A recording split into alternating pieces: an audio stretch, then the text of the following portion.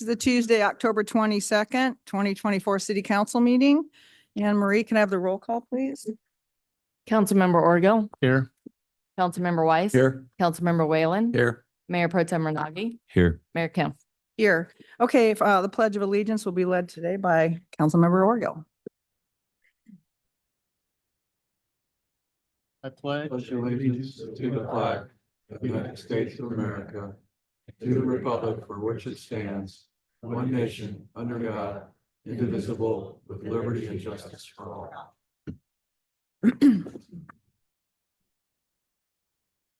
Okay, as we are coming out of closed session, I'll ask our city attorney, Megan Garibaldi, if there's any reports from closed session this evening.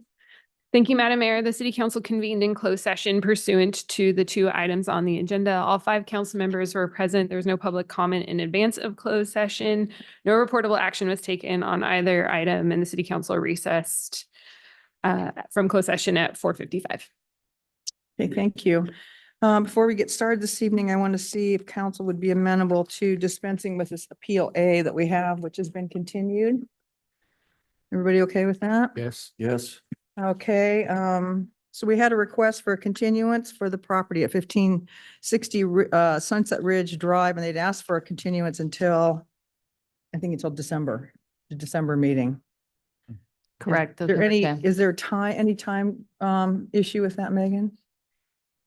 Madam Mayor, both parties have agreed to the continuance. Yeah, okay, good. Okay, open the public hearing. Does anybody want to comment on the continuance? I don't want to comment on the continuance, but I want to correct an error that I misspoke at the facilities master plan. And I was calling the, Well, why don't we save that for public comment? I thought this was public. No, no, it's, Oh, we're sorry. talking, I'll call you back in a second. I saw people stand up and I'm like, really? Had That never happens. to ask. Okay, I'll close the public hearings. Stop moving, everyone. You're confusing me. Okay, I'll move the recommended action as recommended by the city attorney to continue it to I'll December. second, all in favor? Aye. Okay. All right, thank you. Okay, that will bring us to public comment. Anybody want to make a comment that's not on the agenda this evening? Please come forward. Now I got the order right. I just wanted to correct, I misspoke at the facilities master plan and I called the property St. Anne's and you probably figured out from my description, I was talking about St. Catherine's for the artist live workspace possibility and possibly the school below. There's plenty of room for a lot of things at that property. Anyway, that's all I have to say. Thank you. Thank you. Hi, good evening. I'm here to share something fun. I want to share a community event that's happening in Laguna Beach on November 2nd out at the Annalise Schools, a Dias de los Muertos celebration. You're all invited. It is to support a nonprofit in our community called The Heartway. I have the honor of being the founder of that, and we serve those before, during, and after death at no charge, irregardless of who can, and supporting them through advocacy, counseling, end-of-life care, the practical and emotional and spiritual labyrinth that happens, as we know, when we're getting ready to leave our bodies and say goodbye to our loved ones. So it's been an honor. We've served in this community for over 10 years, but you're not going to want to miss the Death by Chocolate encounter at this event. Live music, and a ceremony to honor our loved ones. So I'd like to invite you all to come and join us, and I'll leave some flyers, and thank you for the privilege of sharing. May I approach and give you a little Sure. flyer? Thank you. You can give them to the city clerk. She'll pass them down. Thank you so much. Good evening. I'm here to speak for the animals, the children, the elderly, the fear paralyzed, the ones who need a voice. That's what I'm here for. The people in front here are playing dirty politics. Politics means to get one on your side. That's what politics means. I'm a very good politician. I can easily get people on my side. These are not good politicians. They're playing dirty politics. Example, they don't answer questions. If I ask them a question right now, they won't answer it. Dirty politics. Another example, you're never out. Children, animals, people say hi to me. I'm always on the street. I rarely see any of you outside on the street in Laguna Beach. I see you, but you're always busy. You know, you're not saying hi to anybody. You know, you're talking, you know, politics. You know, you're looking as you know, as you are, right? You're not really being a human being out there. Because if you were, you guys would do something. You would actually care for Laguna Beach. The mayor, she doesn't really love Laguna Beach. If she did, she would show it. She would show love. But what she shows is sadness. You're sad. You're a sad person, and that's sad. You need to heal. I want you to heal, Mayor. I love Laguna Beach. If I was mayor, I would have these meetings once a week. I would give longer speaking time. I would have drinks, refreshments for everybody coming here, and I would have food from the local places, and I would use the money that I made as a mayor. I don't have a car. You pay for a car, for a house. I don't have a house. I would pay for Laguna. I can't look at them, right? Can't look at the people, but I would help the people of Laguna Beach because I love Laguna Beach. I actually love it. When you were on the Ed Show the other day, you said, oh, I give the people their 3 minutes. That makes them happy. Really? Yeah, you did say that because I listened. I listened to everything you say. I listen to everything everybody says. Please heal, Mayor.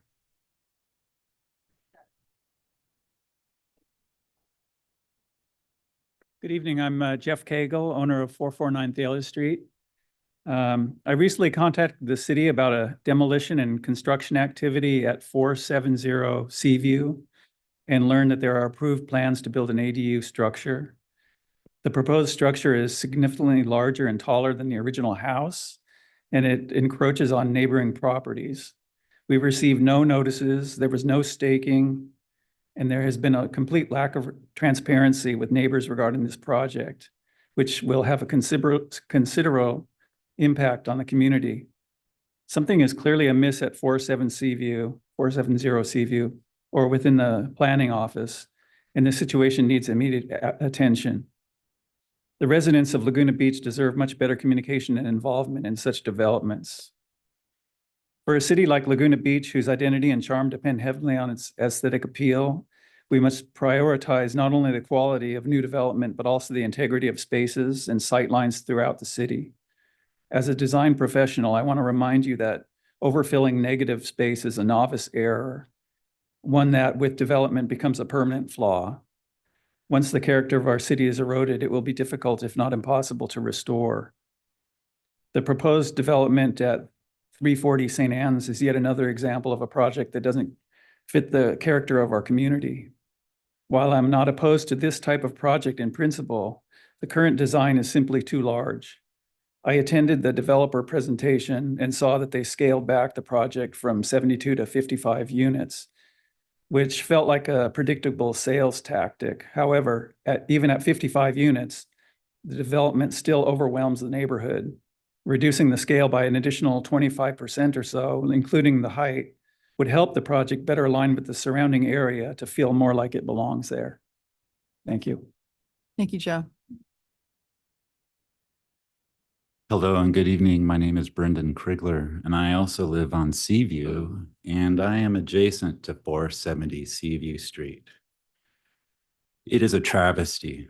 They destroyed the garage without any notice to the neighbors. All of a sudden, it was on, and they're digging holes there. The owner is friends with George Weiss, and honestly, I think you need to recuse from this situation. Can I address that? Thank Yeah. you, Brendan.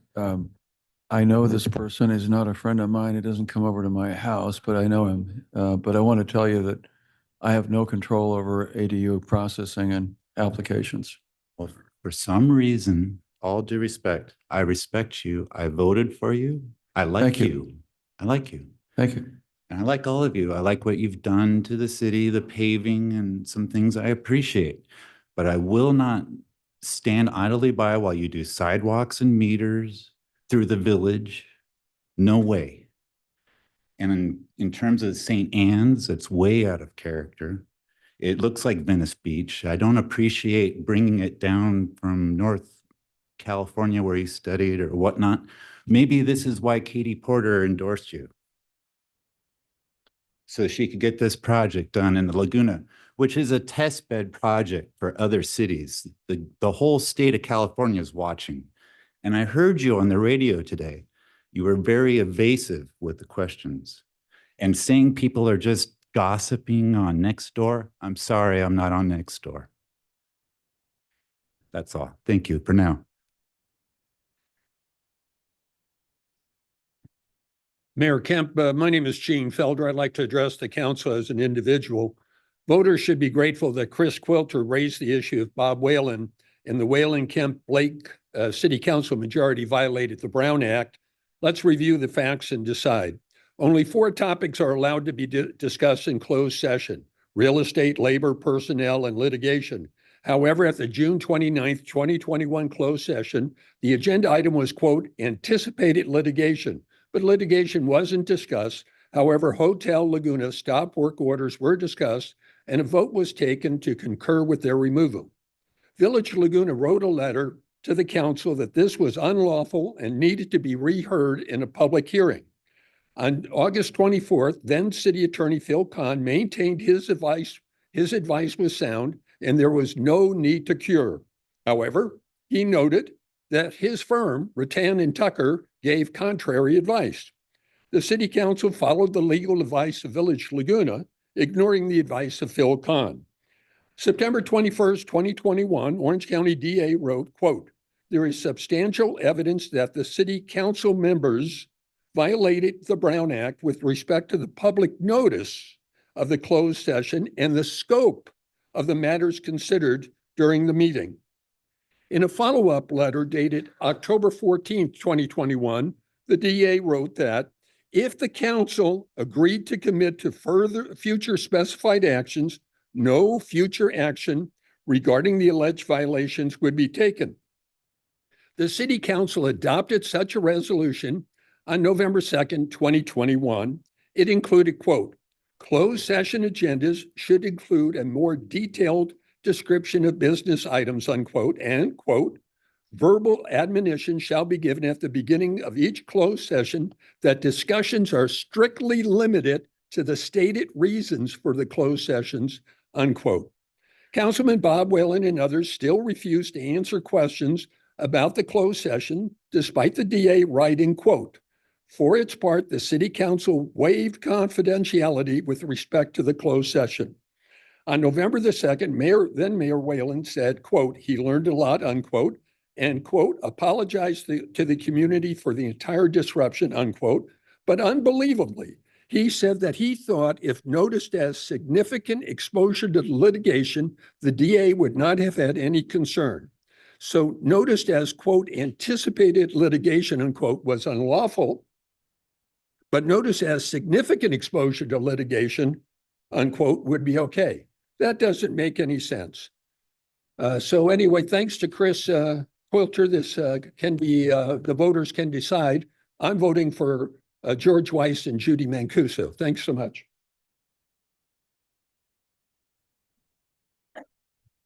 Hi, good evening. My name is Sherry Morgan.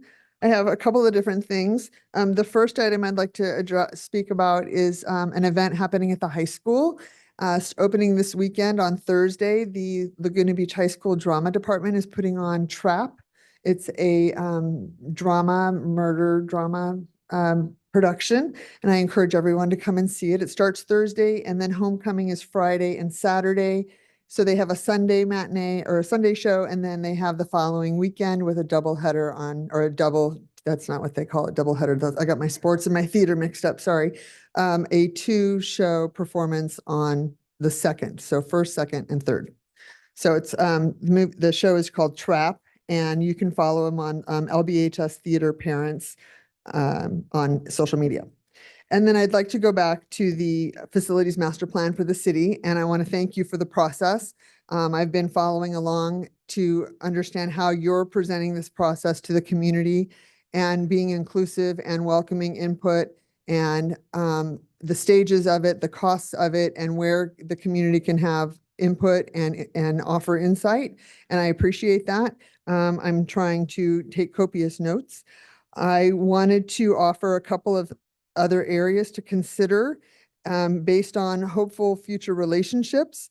To look at the school properties. The high school parking lot has quite a bit of parking. That might be an opportunity for to alleviate some of the weekend parking and with some kind of a partnership.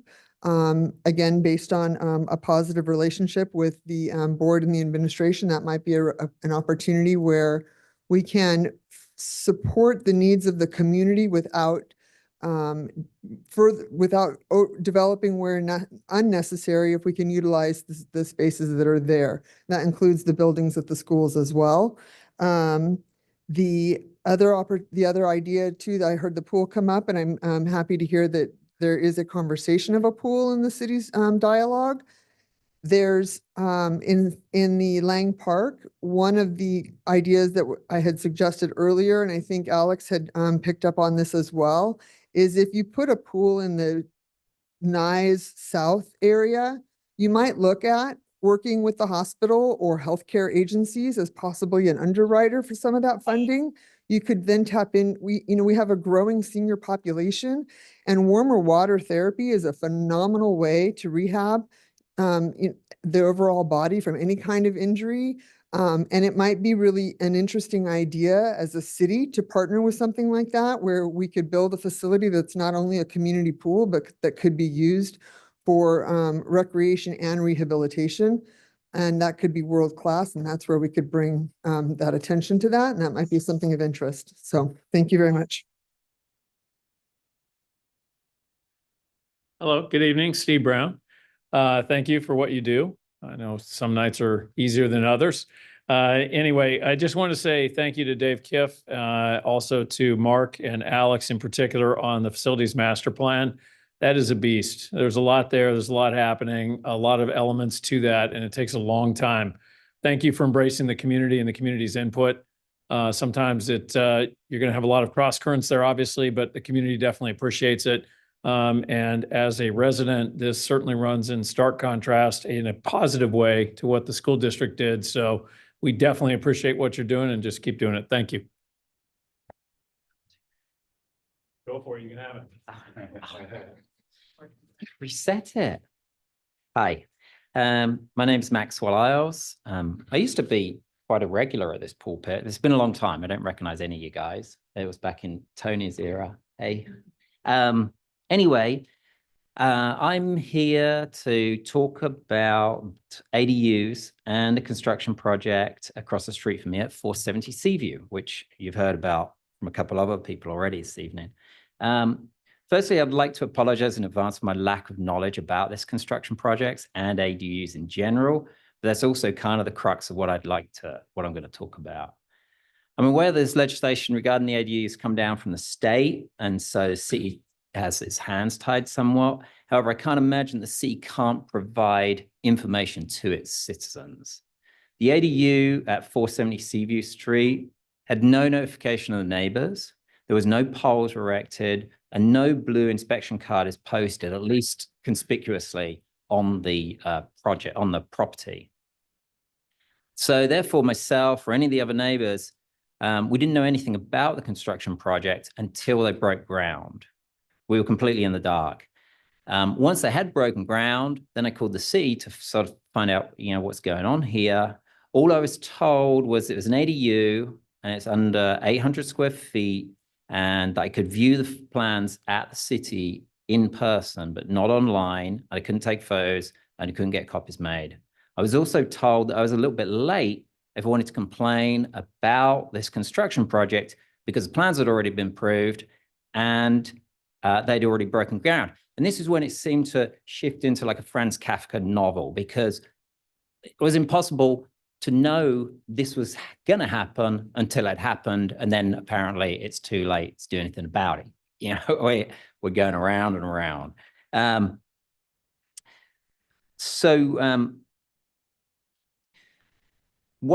limited information I have been able to gather about the project is that it's about 25 feet high, about 42.5 feet long, 2 stories, about 4 feet from the property line of the adjacent building, and it's larger than the main house. It's supposed to be under 800 square feet. Now, it's about 16 feet wide and over 42 feet long and 2 stories. Now, that kind of doesn't really add up. So government, one of the main roles of government is to protect the citizens. You guys are local government. We're citizens. The city should provide more information. There should be some way that people can be notified that something's coming down the pipeline. And the city should provide up-to-date and clear, easy to understand information regarding ADUs. Because when this hits you blindside, it's not pleasant. Thank you. Thank you. Good evening, council members. My name is Pat Gallus. I've been in Laguna for closing in on 50 years. I'm here to ask again about what's the latest with the CEQA lawsuit filed against the city about the downtown specific plan and also the historic preservation update. I go to Preserve Orange County every once in a while, their website, to see what the latest is. And they don't say much either. But my bottom line is, what's the latest? What's it costing us? What's the potential of being finished before the end of the year? Do we have any idea what the costs are going to be if we lose? Is it appealable? It's hard to find any information about it all. And I think it's been going on for over 2 years, if not longer. I'd appreciate some information. I think the people in this town deserve it. On a different note, I went down to Main Beach today to shoot some hoops, which I do periodically, and the resurface in the courts, so you can't play. So I slid down to Forest Avenue to the promenade, and I was going to read the paper, and I was kicking back, and I see these two political posters in the city wells, tree wells right there along the promenade. So I take a picture and I send it to the city council and to the clerk here. And I continue to read the paper, and a half hour later, they're gone. And I get a response back from our city manager saying he'd look into it. And then an hour or two later, I get an email from Jerome Pudwell saying something like, I called him about these things. And I don't know who he is. I know he ran for city council a couple of years ago. I don't have his phone number. I didn't call anybody that whole day. So I want to know who gave him the information about, I made the city aware that there were these illegal signs. Someone did it. I didn't do it. How did he get privy to this knowledge? Then again, thank you for your work that you do for the city. Thanks again. Hi, Michelle Monda. I'm here for 2 reasons. One is to express my undying thanks to Dave Kiff for making and Public Works. Okay, but I think you kind of made it happen. I had spoken at the last city council meeting about a dangerous parking situation that created a block where people couldn't get by, and I asked about, is there some way to get it fixed? And miraculously, he got it fixed. So in a sort of backhanded way too, I want to thank the city council for having the foresight to hire Dave Kiff, who I just think is doing a fantastic job and is incredibly responsive to residents. And we've needed this all along. So thank you, Dave. Thank you, council. And thank you to Public Works. And the second reason I'm here tonight is why I'm always here.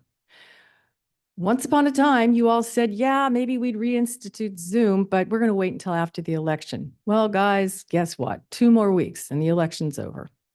So I am here again asking, is there a plan? I ask this at every single city council meeting, and I get stone silence from you all. Is there a plan? Are we going to get Zoom back? Why are you insisting on such untransparent behavior when other cities have Zoom? So again, I'm asking, please, you kind of set a deadline around election. Could we get something going with Zoom? Thank you. Good evening, City Council. Greg Viviani. I just want to say that there's only 8 months left until summer 2025. Please, please, let's prepare for the trash and the impact, because I don't want to be on the cover of the LA Times again, picking up trash or dumping trash here. So I know you guys have a lot on your plate, and I appreciate all the work that you've done and are doing currently to look, to prepare for that, this surge effect. And that's all. Thank you.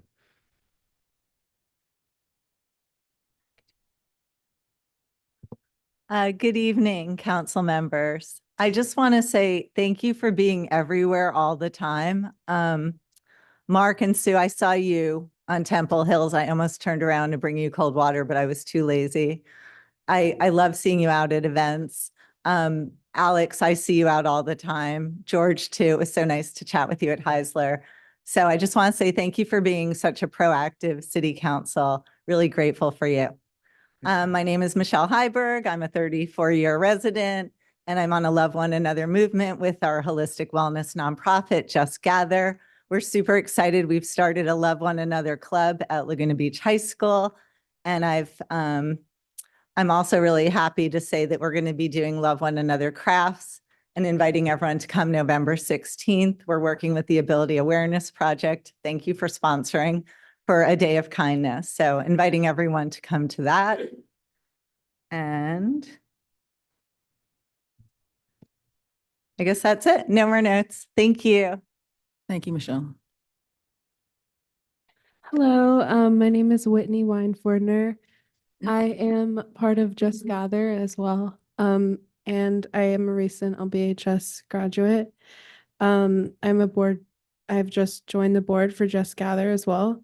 I just want to say thank you guys so much for everything that you do. Thank you for sponsoring Laguna Kindness Day, which is a day that I will be performing a song that I wrote. Thank you so much. Have a good day. Thanks, Whitney. Good evening again, council, mayor. Rare treat, twice in one day. I wasn't really planning to speak, but I'm really taken by the people who come up and find themselves blindsided by the ADU process that came down from Sacramento. And now, in many ways, it's a ministerial function that you have only to this point. But perhaps there's a way that neighbors could be included when people apply for ADU approval, so that the neighbors could be noticed, so at least they are not surprised by it. I think the word hasn't gotten out how little the city can do because of what we got from the state. And secondly, someone mentioned the church project over on St. Anne's. And I attended the meeting several weeks ago, and they gave kind of let them eat cake response and brought the massive number of 72 units down 24% to 55 units, which is still a massive density for any project. And I have mentioned in the past my concerns because the neighbors there are just their world will be rocked if this thing happens because of the way that things are set up. But I'm concerned about the people who are going to live in there. And then in that meeting that they had, they disclosed that there's going to be a 7,000 square foot spiritual center that is going to be paid by low and moderate income renters. And that is just upside down. So I would ask that with our city manager and our city attorney to see if there are ways that we can contact our representatives, Diane Dixon and others, in Sacramento, so that we can have some influence both on future projects that are statutes that are coming down and the ones that we're dealing with now, because you do have a lot of power. Thank you very much. Okay, thank you. Anybody else? Madam Mayor, could I address the ADU? Yeah, go ahead. Sure. Thank you. I wanted to thank the people that came up to talk about the ADUs. We're just a few minutes ahead of your testimony there because we have been working with Megan and Jane, with our city attorney's office and with community development to provide an FAQ and a flow chart that shows how ADUs are processed in Laguna. It's up on our website. It just went up yesterday. So if you Google accessory dwelling units on the City of Laguna Beach's page, you'll find that. I do also want to give credit to BB&K. There is a notification process now, but probably at the time that this ADU was approved, that wasn't pursued, and Megan and Jane weren't here at the time. But as folks have described, it's very much a by right approval. The notification process involves a coastal development permit that needs to go along with the ADU, but there's not a lot of discretion in that coastal development process. You can't say, I just don't want the ADU. It's about coastal resources and impacts on coastal resources. I see you raising your hand. What I'd rather do is if you could call me tomorrow or email me, I'd be happy to talk about this with you because this isn't supposed to be a dialogue, but I just wanted to really appreciate the fact that you're here, and please look at our website, and then we're happy to talk with you. I'm happy to talk with you tomorrow about that, if that's okay. Thanks, Dave. Thanks. Okay, go ahead. Okay. My name is Bruce Dwyer.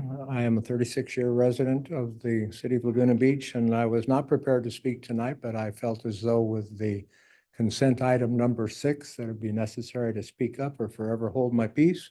So you want to talk about consent item 6? Yes. Okay, we're going to get to that next. Okay, so So- that would be the time to speak up? Yes, we'll be pull it. back. We'll pull it and call. Yeah, you Thank got you. it. Okay. Anybody else? Okay, I'm going to close the public hearing and I'll bring it to council comments or councilperson comments. And I'll start with Anne Marie McKay before I forget Anne Marie. Thank you, Mayor. I Yeah. appreciate it. I just want to advise everyone that though online voter registration closed yesterday, you can still register to vote through Election Day, either at the Registrar of Voters or once the vote centers are open at a vote center, and vote with a provisional ballot. So I want you to know that you will still have that opportunity to vote if you so choose to. Also, the vote centers open, the one at the Suzy Q will be open starting on Saturday.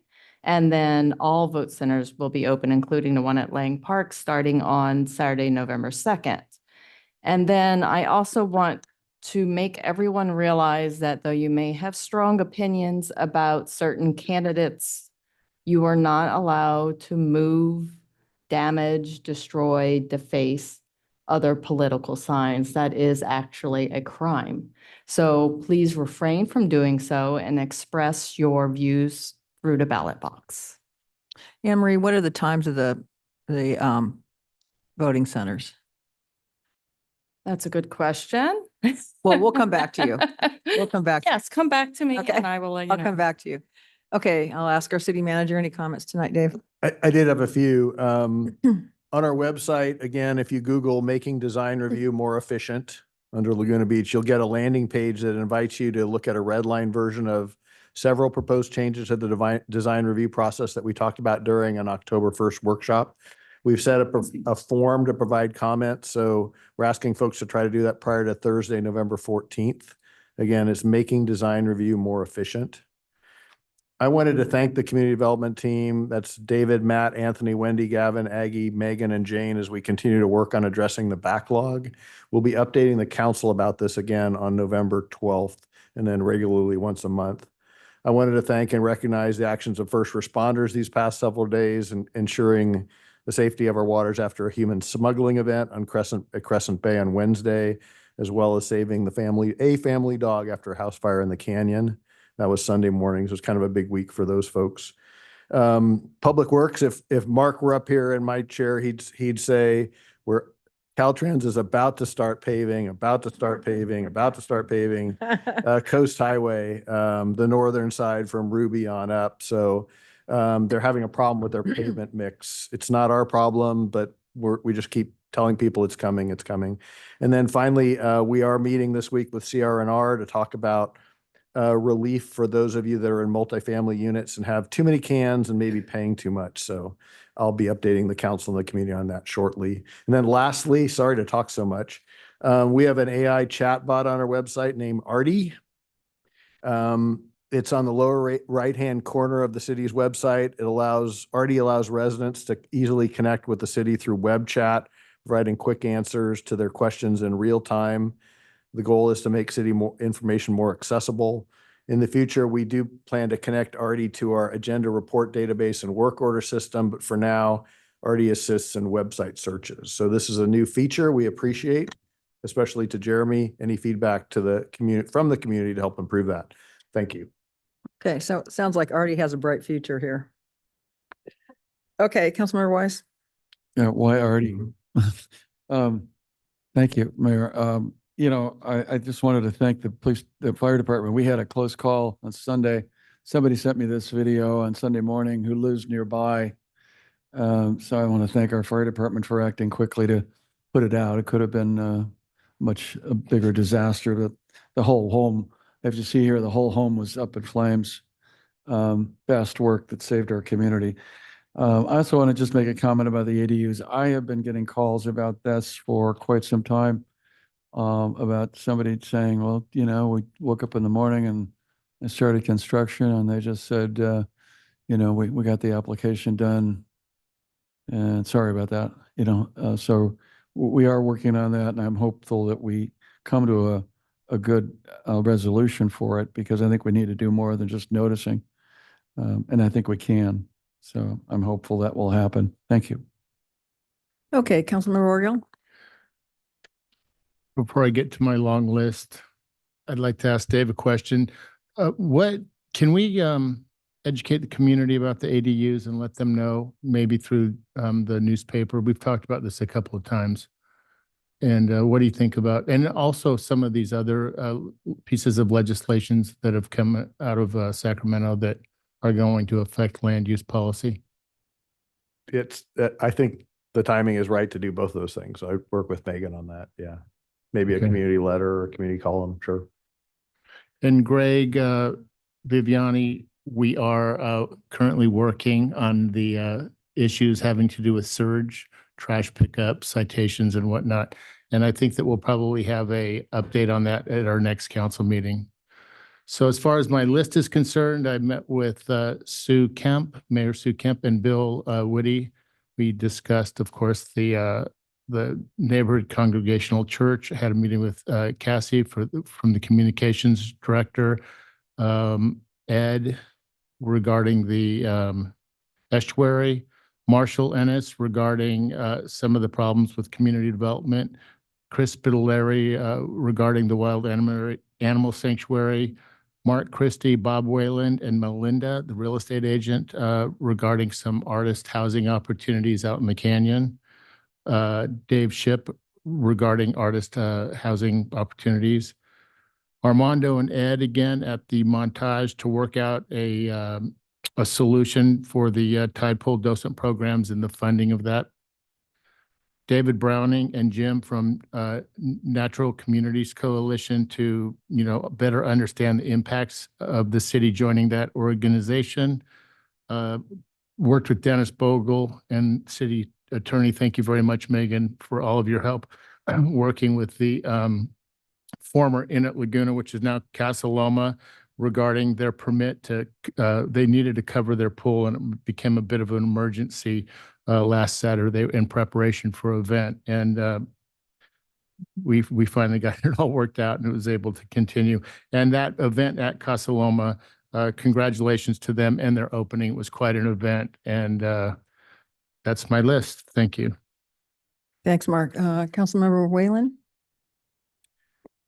Just two quick things. One, I think on October 12th, we had National Fire Prevention Day down at Fire Station 1. We talked about this briefly in the Facilities Master Plan, but in trying to improve the ISO rating, one of the pieces of information they were handing out that day was on how to become a fire-wise neighborhood. And you can be as few as 9 or 10 homes and become fire-wise, so that you can go to the website and look at that. And if you are able to achieve that, it would certainly be a plus in terms of insurance availability, or making the argument for insurance availability. Secondly, also went with Mayor Kemp and our fire chief and Jeremy and others up to the fire road. There had been some questions asked about the reduced scope of fuel modification this year up in that zone, and it is correct. The County of Orange, who owns that property across the fire road, has restricted us, constrained us back to basically 100 feet from the center line of the fire road. There's other areas where they're also asking us to reduce the areas that we're fuel modifying with the goats. So staff is continuing to work with the county, but I just wanted to let those in the community who had made me aware of it know that we are working on it and trying to dialogue with the county in anticipation for next spring. That's it. Okay, thank you. Mayor Pro Tem Renagi? Following up on Bob's point, maybe that's something, Dave, that you can, I think we have a meeting with the supervisor's office next month, so maybe we could add that to the agenda, or at least get them involved now, so we could try to escalate this ahead of spring. I appreciate the city manager's comments as it relates to ADUs. I think ultimately it would be, as George mentioned, I've had a lot of conversations with different neighbors in different communities or different neighborhoods about sort of all the complexities of it, because it's really something that requires almost a 45-minute conversation. And I think as we should look at it it's good that we're doing the early neighborhood notification for the LCP. And I think having one point person who's a planner who does ADUs at the city could be a helpful way, where there's like one point of contact instead of having to navigate the city bureaucracy and understand what you're able to do and what the state law requires. I think that would be helpful going forward, because it feels like we almost every few meetings we'll have a different group who will find out about an ADU, and it's the same, and it's just unfair to the residents to have to deal with that lack of information that's accessible. I attended the League of Cities conference, and the city paid for my conference registration, so I'm reporting that subject to the legislative requirements. I was on a panel with Rivian about fleet electrification, and so I shared what the city of Laguna Beach is doing as it relates to fleet electrification, and the fact that that it will reduce the total cost of our fleet by $1.1 million. So I appreciate Jeremy helped me prepare for that panel, and it was a good event. I tried to go, and I was our voting representative. There was one resolution, and I tried to vote, but someone failed to, I guess, pass on my registration, or that I was the voter for the city. So I wanted to let my colleagues know that I tried to vote. It wasn't due to a lack of trying or attending. And then finally, it's always, the League of Cities has a lot of good opportunities to learn about what other cities are doing and what the best practices are out there. And I think the best way to understand what's happening in other cities is to talk to other council members. And so I talked to council members from across the state. I had a funny conversation with a former council member from Sonoma who and our current city manager was the interim city manager in the city of Sonoma. And he said they tried to get Dave as their permanent city manager, and he was very jealous that the city of Laguna Beach got Dave. So anyway, I just wanted to brag about that for a second. And then finally, 17% of Laguna Beach voters have already turned in their ballot, and so I encourage everyone, regardless of who you vote for, to vote, because it's our responsibility. And we won't be on this dais until after the election's over. And what's good about elections in this country is that the peaceful transfer of power and everything will be okay. So especially in a place like Laguna, well, I guess, I don't know, maybe I shouldn't, but in a place like Laguna Beach, we all, like, at the end of the day, we might have vehement disagreements with one another, but what's important is that we we're a community where we all care about each other and are just trying to do our best. So, so get out and vote. And yeah, so those are my comments. Okay, thank you, Alex. Yeah, I just have a couple things. One is just on the October 12th meeting we had on the Saturday with the fire department. I can't stress enough this Firewise, creating a Firewise community, because that is the way people are going to be able to get insurance in this town. And we had the insurance commissioner here in the end of August. They made it very clear that they're trying to get the insurers to come back into the marketplace, but they also expect homeowners to do their part. And so the best thing to do if you're having trouble getting fire insurance is probably talk to our fire marshal, have them come out and assess not only your property, but surrounding properties. Because it can be, as Bob mentioned, it can be as few as 4 homes or few homes, and it could be 8 or 9 or 10. So it could be that you can't get insurance because your neighbor's causing an issue. So this is going to be a serious thing. We're going to have to really pay attention. On the ADU ordinance, thanks for that. And we had a really good ADU ordinance. We keep getting overrun by the state. So we had a good ordinance to start out with. We limited the height and a bunch of other things, and it wasn't so onerous, but now it's kind of, the state just keeps, kind of tying our hands. And then finally, I wanted to thank the fire department for getting that fire out within a couple hours on Castle Rock. That could have been a disaster for the community, and I think it damaged the adjacent house, but that was really good work on your part. And also, you got the dog out, which is great. So, okay, with that, I will go to our consent calendar. Mayor, do you want me to answer your question? Oh, yeah, I'm sorry. So regarding the vote center that opens starting on Saturday, such as the one in Suzy Q, those hours will be 8 a.m. to 5 p.m. daily. And then once all the vote centers open on November 2nd, the hours will extend to 8 a.m. to 8 p.m. And then on election day, 7 a.m. to 8 p.m. And if you have any questions, you're more than welcome to contact the city clerk's office. Yeah, again, with those voting centers, if you can vote earlier, it's better, because what happens at the voting centers, because I like to go in and check on them, see how they're doing in there. They get really, really bored because nobody comes in there for hours.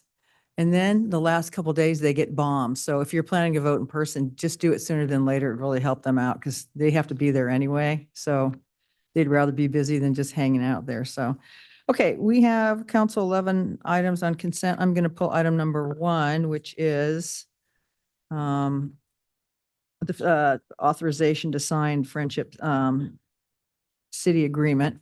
Anybody else want to pull anything? I think someone from the public wants to pull Public wants 6, 6. and Yeah, then I'll you- pull number 10. Okay, so we have 1. That's 7. me. Okay, 6, that's the public, and also Bob. Did you want to pull 6? Okay, No, 6. No. okay. I'm sorry, what else? 7, George? Yes. Thank you. Alex, did you want another one? 10. 10, okay. Oops. Okay, on item 1, this is the, Should we move the balance of the Yeah, consent, so I'll please. make a motion for items 2 through 5, 8, 8 and 9, and then 11. Second. All in favor? Aye. Aye. Thank you, council. Okay, item number 1 is a recommendation that the city council authorize the mayor to sign a friendship city agreement with Fuji 5 Lakes and Japan. And so I think we have some representatives here. Do you guys want to make a comment? You're welcome to open the public hearing if you like. I know Karen called me about this. City Council over the years has been extremely supportive every time we've come with some sort of a city that thinks they're like us. We've been blessed to really have 3 beautiful cities. And we recently have been approached by Japan for Fuji 5 Lakes to be our next sister city. We are proposing that we start as a friendship city, and they are all about the arts. We couldn't have asked for a more collaborative partner. So we're very excited about that. Ask us. So we're really, really excited about this. The governor will be coming in the first part of November to make this a bit more official, but at the moment we wanted to present this, and anybody who wants to know anything, Bill, do you have that? Where's Bill? Right behind you. Bill created a beautiful, beautiful flyer that shows all of our, what do we do without Bill? I mean, all of these beautiful locations, and you see the similarity of each one of them. They're just spectacular. So we hope that you will again approve this and move forward. Okay, thank Anybody you. else? Anybody else want to speak? Thank you very much. Thank you.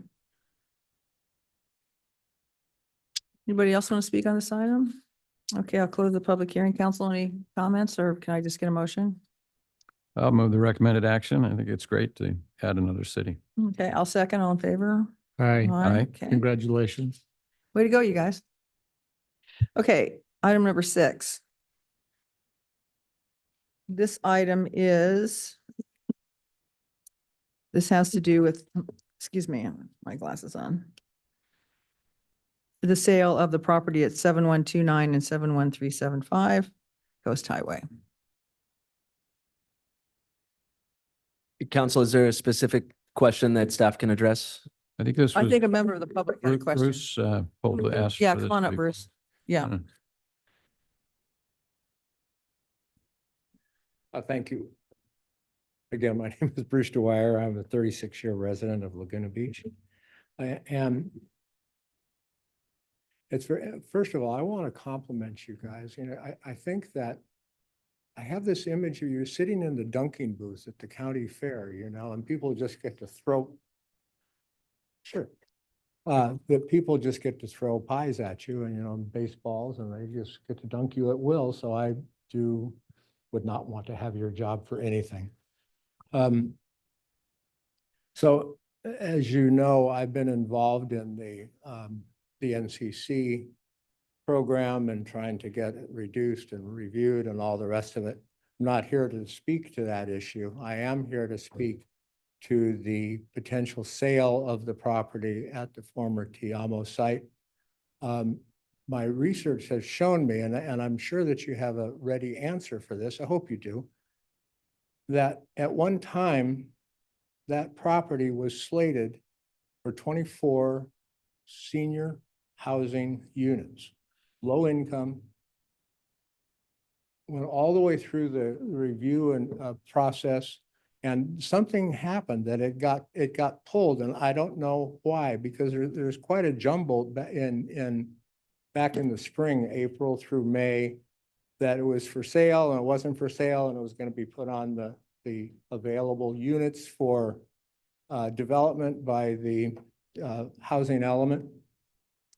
And then it disappeared. And I would like to know how and why that happened, because I feel, and it is also was designated as surplus property. And I kind of have a problem with that, because there's not much surplus property to my knowledge in Laguna Beach that is developable for low income housing. And so why I'm beseeching you on this is because of what I've experienced at the NCC, and you know, we're trying to get all that through, but that's not the point. The point is what became of and I know that there was one offer of $3 million from the Fullerton Design Associates, and then I couldn't find anything else in my research, and I'd like to know what became of that. And I understand that it's necessary to sell that property to return the money to the repair fund and all the rest of it, and the fire department. And I would like to please ask you, someone who could tell me what happened to that. Thank you. Okay, thank you, Bruce. Anybody else want to comment on this item? Okay.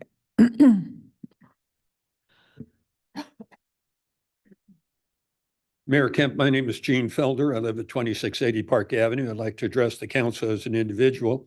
I agree with Bruce Dwyer. This is city-owned property. The city council thinks that we ought to have low-cost housing. It received an offer from this Fullerton Consulting Partners, West Development Ventures. Of course, the real estate transaction is properly discussed in closed session, but tonight in public session, could you discuss and let the public know why you decided to sell the property and not to pursue low-cost housing there? And if I could, I've had my issues with Pat Gallus, but he asked a question, and I think you ought to give us an update on the lawsuits.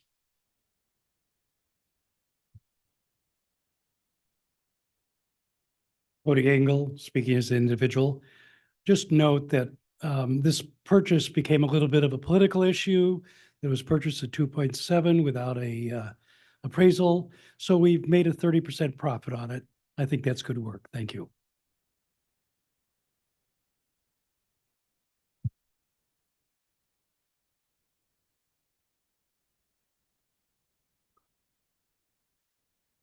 Evening.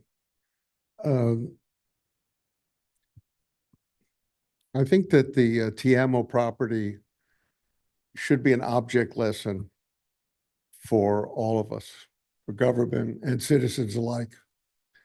I think we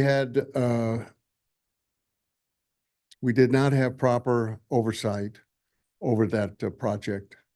Our city manager at the time clearly was in over her head and did not. Everybody knows there was no appraisal. There really wasn't a feasibility study.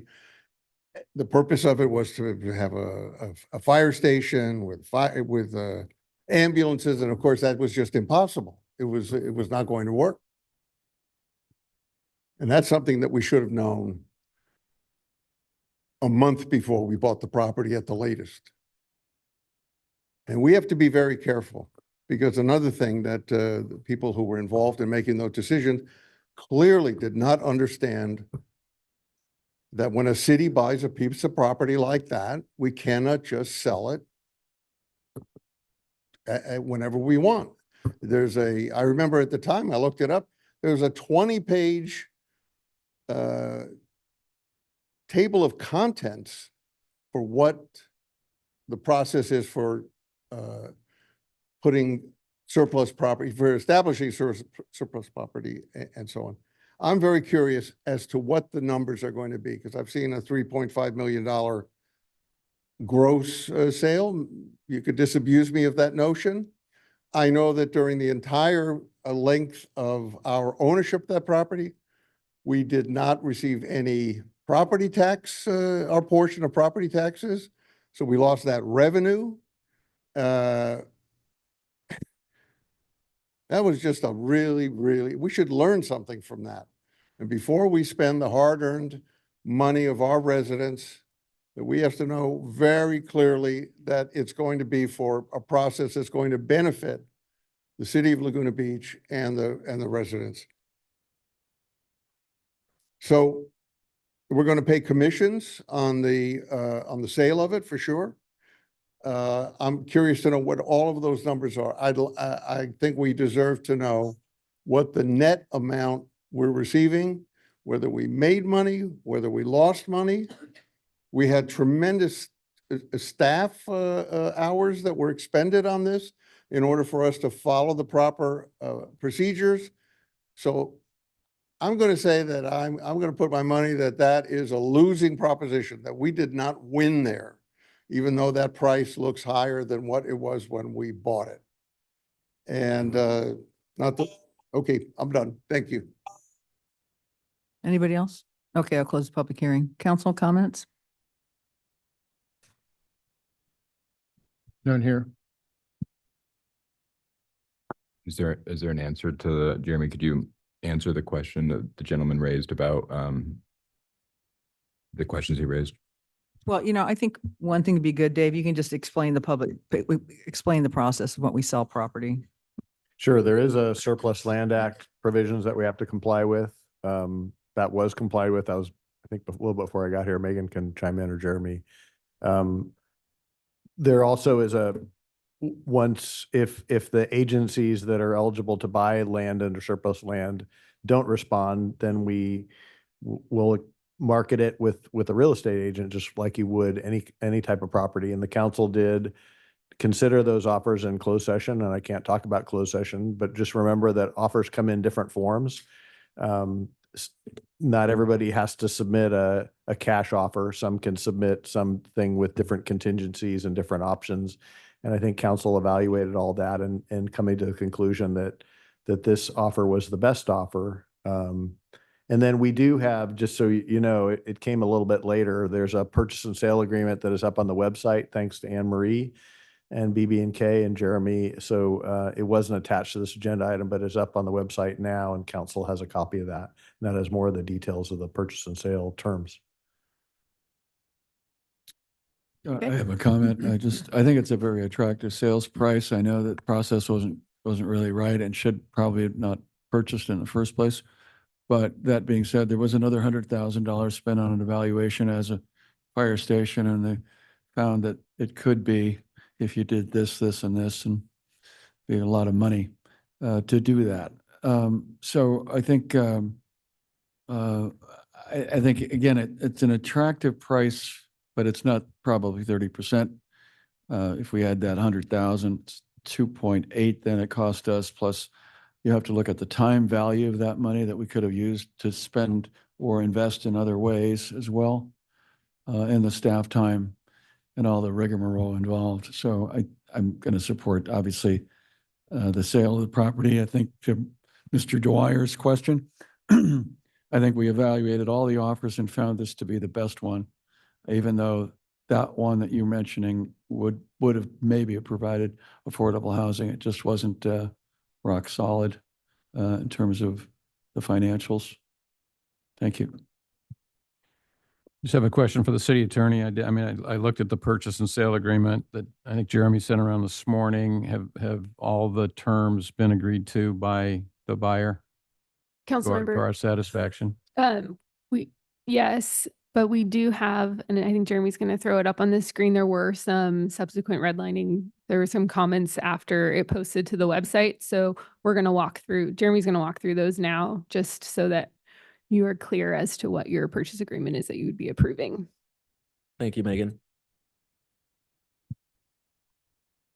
Apologize to the audience. It's a bit small. Let me zoom in here.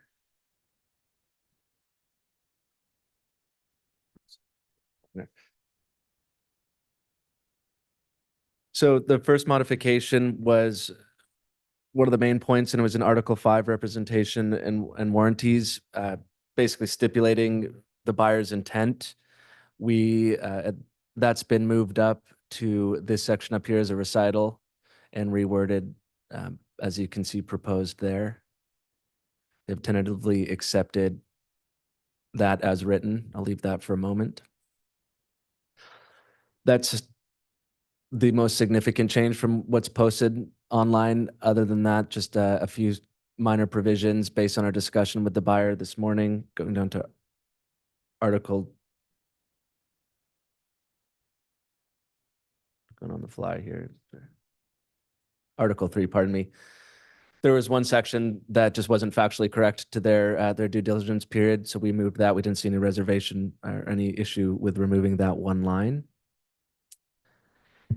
And then from there, there was a typo in one section. I'll just scroll down. I apologize for the quick scroll, but minor changes since our discussion. You can see if known. So fix that typo there. And then a final change down here in closing conditions.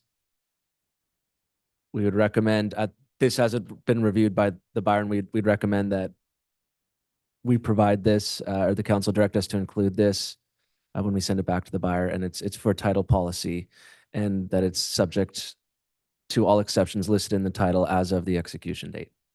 Jeremy, could you speak to the public about the kind of exact uses of the property as they're approved of today, based on the code? There's a number of uses. The use that they're indicating here is a bakery. That is a by right use.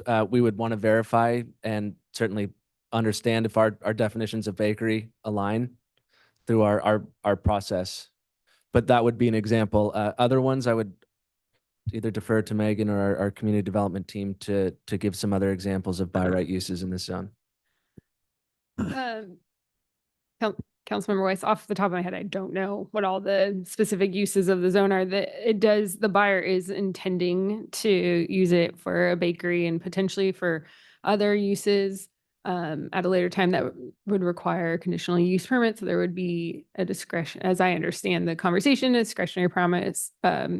discretionary process associated with it. Just to be clear though, the purchase and sale agreement does not it's not subject to entitlements. So what the zoning code says today is the what they are going forward under. So to the extent that a by right use is allowed, they're allowed to proceed. If they need discretionary approvals, they'll need to go through that process in order to achieve the zoning, but this doesn't actually promise any specific use. Thank you. So, I mean, just to follow up on that, since, in other words, if they were buying this in the private market, you know, they'd have to just go through the normal city process. It just happens to be the city's a seller, but they're not getting anything different than they would get from a purchase on the private market, right? They've got, it's got to come and subject themselves to whatever use permits are required as they go through the process. That's correct. And this, the purchase and sale, this is actually, as Jeremy noted earlier, this is a recital. The representations, as the city's representations don't actually even go into the use specifically. And the city's representations are limited to just the specific section on representations. So the city is effectively saying that, but besides acknowledging that their intent is to operate a bakery, we're not promising what the use is. They'll need to go through the process. One last question on that other sentence that was taken out on the due diligence. I mean, they're buying without contingency. And, you know, the fact that they struck that sentence, I guess they can strike it, but it doesn't create a contingency for them to do more due diligence, right? No, the sentence before actually acknowledges that there's no due diligence contingencies. Okay. I think that they are still doing a few follow-up things. So it wasn't factually accurate to say that it was true at the moment of execution, but they're buying it subject to those risks. Okay, thank you. Okay, any other questions, council? No, I think we bought it for a good price. Or they bought it for a good price, and I think we're much better off. Okay, can I get a motion? I'll move to recommended action. Second. All in favor? Aye. Aye. Okay. All right, 7, George, I think you pulled that. Yeah, I don't have a lot to really question on this. I want to know that the public, we read this over the weekend. It's only 500 pages, and so for all 6, but I really don't have a lot of questions. My intention in pulling this was just a few questions about the projects themselves and also about the Mills Act. Some years ago, I think, maybe 3, I questioned whether we have a process in place to regulate the Mills Act, and what is promised to the Mills Act is there for the city and the owner to come to an agreement to maintain the property in its historic condition and to invest in the property over a period of time to maintain that condition. So it's totally discretionary on the city's part and the owner's part. But there wasn't at the time a mechanism to make sure that those investments were made every year to meet the contract. And I just want to know that that's happened, David, or whoever can answer that question. Number 1.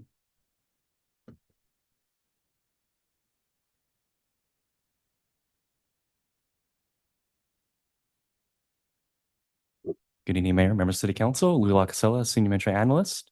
To answer your question, yes, we have a reporting process in place that we implemented last year where we mailed the reporting form to all property owners that had Mills Act contracts with the cities, requested them to provide an update on tasks that they've completed on their 10-year maintenance plan and provide the necessary documentation to establish those. That's a claims. lot of work to do. I mean, that's got to be, okay.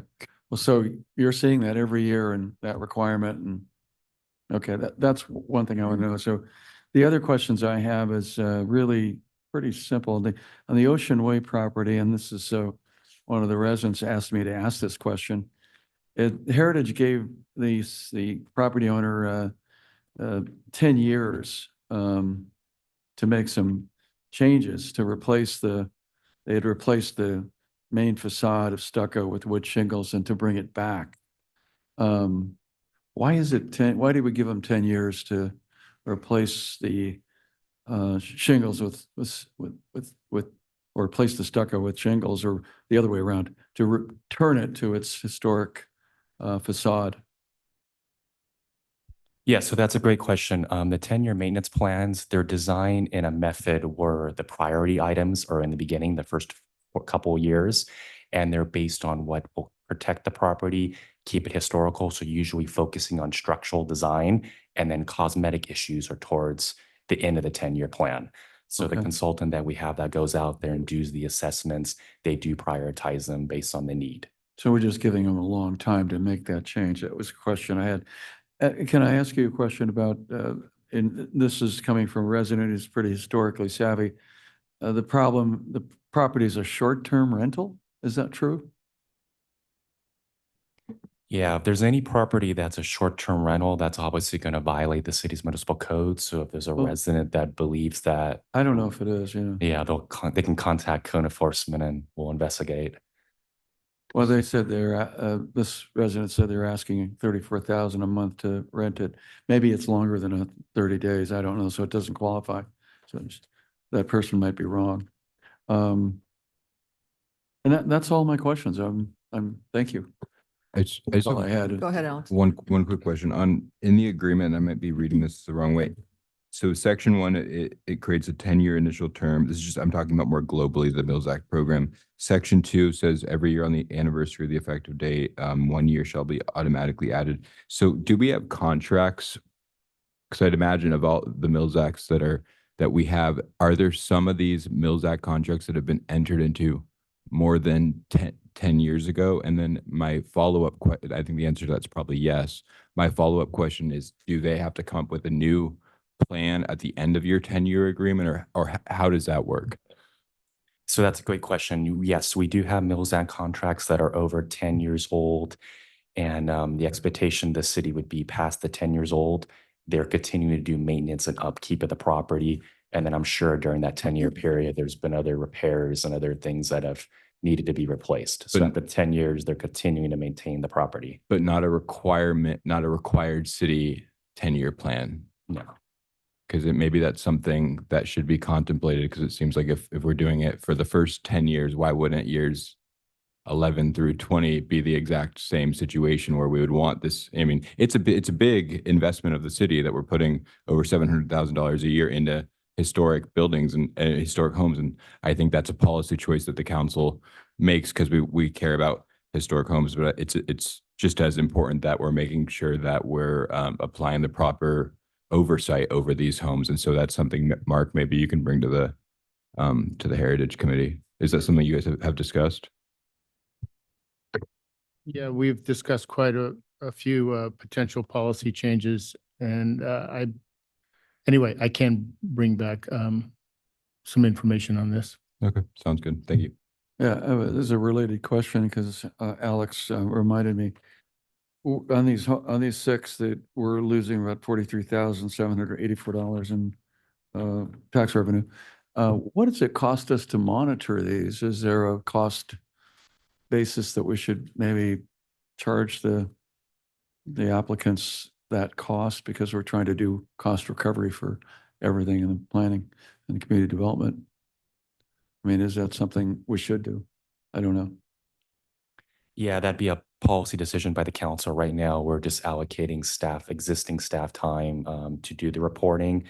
So if there was additional steps or additional reporting we wanted to do, or, redoing maintenance plans, that would obviously be additional work, and we'd have to obviously fund that. And So right now, it's not onerous. It's just, you may be spending half hour a week or a month, or how much, I don't know how much, or somebody else, maybe is spending that amount of time. Yeah, thank you. That's a great question. Currently, with respect to the staffing, Louis has been managing that program for the city for at least 2 years now. So we don't have a division or a staffing that's set up to annually conduct these reviews. I'll let Louis speak to the actual reporting program and how that works, and how the city knows that homeowners are truly making the improvements. So Louis, if you can touch on that for briefly. Okay, thank you. Yes, so right now the reporting process is every other year. So as mentioned, every other year, we started that last year, asking them to submit documentation, establishing that they've been moving forward on their 10-year maintenance plans. They usually attach receipts, pictures, other documentation. The vast majority, we looked at it. This was also the first time coming out of COVID too. And the vast majority was making good faith compliance with their 10-year maintenance plans and moving forward on that. Okay, and if they don't comply, what do you do? So we haven't Okay. ran into an instance where somebody's had, to my knowledge, like a 10-year plan and they're in year 10 and they haven't done anything and the property's in total disrepair and stuff. Hasn't been brought to my attention. But we Alright. do, if a resident does suspect that a property is not fulfilling their maintenance requirements under the Mills Act, then they can contact code enforcement and we would investigate that. Thank you. No further questions from my part. Yeah. Council, any other questions? So I'm. just okay. briefly, Bob. Yep. So we had a heritage meeting last night.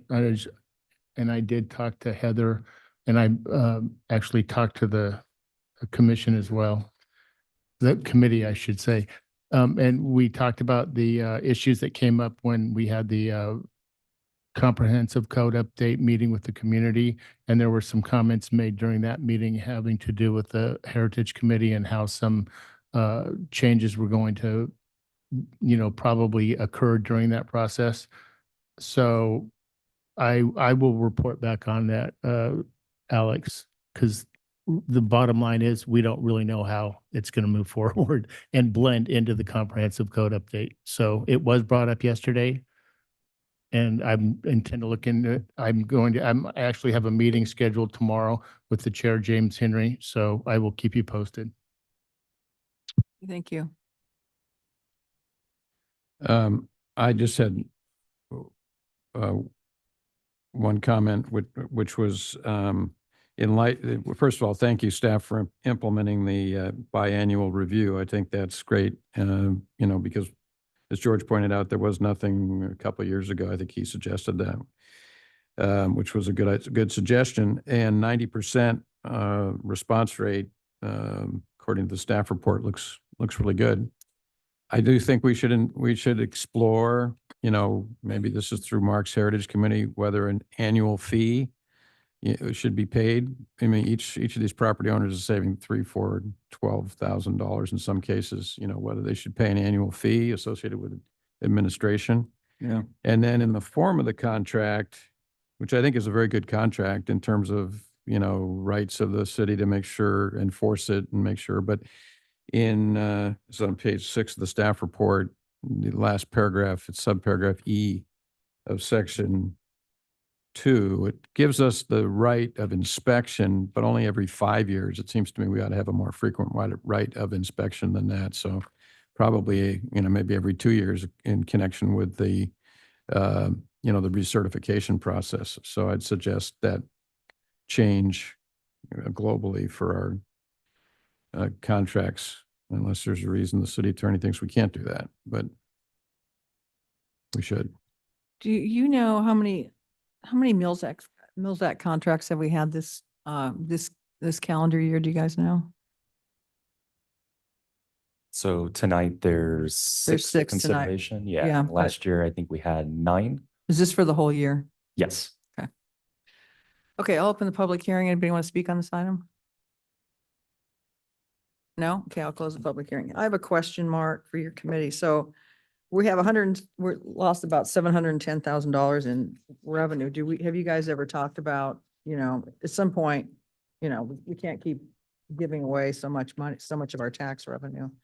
I like the idea of recouping some costs every year, but have you guys talked about, some kind of target where we don't accept any more mill contracts for a while, or we figure out some kind of methodology so that we can, No, we haven't.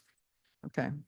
I mean, I think that's something we should consider at some point because, we're going to continue to probably have these mills, which is good. They're following the ordinance, which is good, but it's still, it's pretty pricey for the city from a tax point of view. So that's my only comment. Well, I think on that too, it would be, and maybe this is something the committee could do, it would be, we should have an inventory of all of them, right? To know what the total scope of the program looks like and what the total cost of the city is. But it is an incentive. And, you look at these properties, you look at these reports and they're beautifully maintained. And, so it is a great incentive to keep these historic properties in good shape. Some of the improvements are really not improvements. They're just sort of maintenance, which maybe you put that in a different category than improvements. So anyway, something for the committee to think about, Mark. Okay, I've noted that. Mayor, just to answer Councilmember Whalen's question about the term for inspection, the statute does appear to say that it's a 5-year term for inspection. So we'll have to see if there's a way to modify that, but on its face, it seems that that's a state law issue and not a city issue. Okay. Any other further comments, council? If not, can I have a motion? I move the recommended action. Second. All in favor? Aye. Did you want to explore the annual fee, Bob, or did you want to add that? Was that? Well, I think that's sort of, Gotta we cut just that. directed that to the Okay. Heritage Committee. Okay. Yeah, All right. Thank you. I think Mark heard us, yeah. Who pulled 10? Mayor, before you move to 10, I need to read the title on 8. Oh, yeah, thank you. So, an ordinance of the City Council of the City of Laguna Beach, California, amending chapters 10.06 parking and 10.07 parking meters of the Laguna Beach Municipal Code regarding public parking payments and exemptions, and determining the ordinance to be exempt from CEQA pursuant to state CEQA guidelines sections 15060C and 15378B5. And again, the council already approved this first Yep. reading. Yeah. Okay, thank you. Okay, who pulled 10? Alex? Okay. Yeah, so I just had a couple of questions for Jennifer, and then I had some feedback after we hear from the public.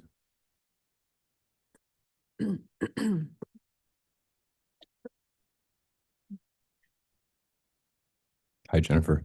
So the first question was just an update on the tenancy termination ordinance and the tenant protection ordinance, and what kind of how that's been playing out and what the impacts have been. Thank you. Jennifer Savage, Housing Program Coordinator in the City Manager's Office. First, some stats. We held a community workshop in June. We posted an ad in Stu News, September through October.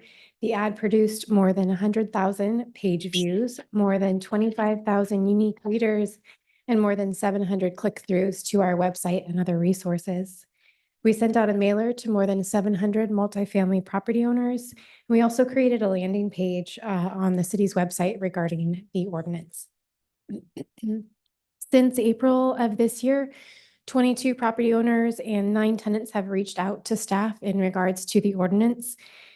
Although only one notice has been posted pursuant to our regulations and posted on the website, these outreach efforts, those property owners and tenants that have reached out to city staff, has allowed us to educate property owners and tenants on what's required and what their rights are, thereby making sure that everyone's following the state regulations. And then I also wanted to highlight, it also allows us to refer the same property owners and tenants to the appropriate resources, both at the State Attorney General's office, as well as legal services available for those that qualify. So what are the benefits of the ordinance? Like what is our goal when someone gives the notice?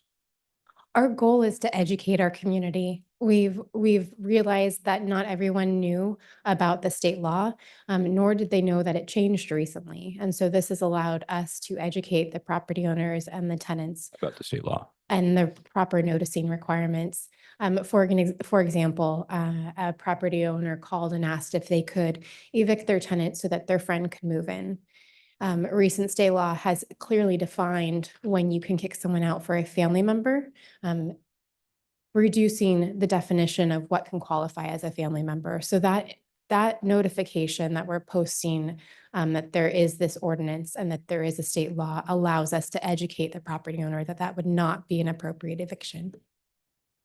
Oh, because it could, someone could, so under, with that, let's say we didn't have this ordinance, you wouldn't have to do that notice. And what you're saying is that notice allows for the property owner to understand what the law is. By us advertising that we have a noticing requirement that you have to submit an eviction notice to the city. Yeah. It causes a lot of property owners and tenants to contact us and say, is this okay? And it allows us to highlight to the property owners what is and what is not okay. So I guess I'm just trying to understand the difference between what the state law is, because it sounds like what you're talking about is educating about the state law, but what's the benefit of the actual notice? Okay. So the difference that the city has is the state law requires the notification. It specifies when you can evict someone, when you can't, and all Yeah. the content requirements. The city's ordinance is specifically requires in the cases of substantial remodel or demolition that the property owner has to submit a copy of that notice to the city. And then what does the city do with that? Like what's the goal here? Thank you. That Okay. then it gets posted on our website. And so tenants could go on to the website, search for that notice and double check that their property owner is following the law. If not, they could use that as additional evidence for an unlawful detainer. Got it. Oh, and then for another question, do we monitor, so we have existing affordable housing units in town. Do we monitor their compliance with whatever the agreement was that was entered into between, I don't know if the city and the property owner of the agreement or whatever that is, do we monitor compliance with our existing affordable housing units? Not at this time. We used to have a housing planner in the community development department, and my understanding is that there was an active monitoring process for that. And we have not flipped over into doing that again. Okay, so maybe when we talk about comments, that will be something I will discuss. And then that's what I have for now. Okay, any other questions for Jennifer? No? Okay, I'll open the public hearing. Anybody want to speak on this item? Come on up, Cody. Cody Engel speaking as an individual. I missed the first half hour, so I may be stepping into something. The biennial report shows continued progress. Jennifer is doing a terrific job in helping to comply with our housing element goals. The zoning changes that have been implemented or are being implemented will have a real impact on naturally affordable housing units being created. The neighborhood community church represents the first opportunity for affordable housing in this town in 20 years. The creation of the housing trust and the move forward to create a land trust are significant efforts to meet the city's legal and moral obligation to create affordable housing. The tenant protection ordinance and the city's public information efforts are helping to protect both tenants and landlords. There's still work to do. The new state laws allow ADUs to become condominiums. This represents an interesting opportunity for house-rich, cash-poor folks to create a unit, sell it, and have some income to live on and remain in the community. The new law appears to make it easier to permit non-permitted units. It looks like the 5-year total meet current code requirements are no longer applied. ADUs have resulted in a significant increase in the city's naturally affordable housing stock, which has upset some folks, I understand. As you know, the Community Development Department has faced challenges in keeping up with demand. I believe the Director Contreras and City Manager Kiff are making a real effort to resolve these problems. For example, Anthony Vera has just issued another of his brilliantly done pieces, and he really does great work, providing helpful guidance on the ADU application process. However, their challenges do not permit the city to ignore state law. I believe the city is in violation of state law in a way that is impeding the development of ADUs. State law requires approval or rejection of a completed ADU building application within 60 days.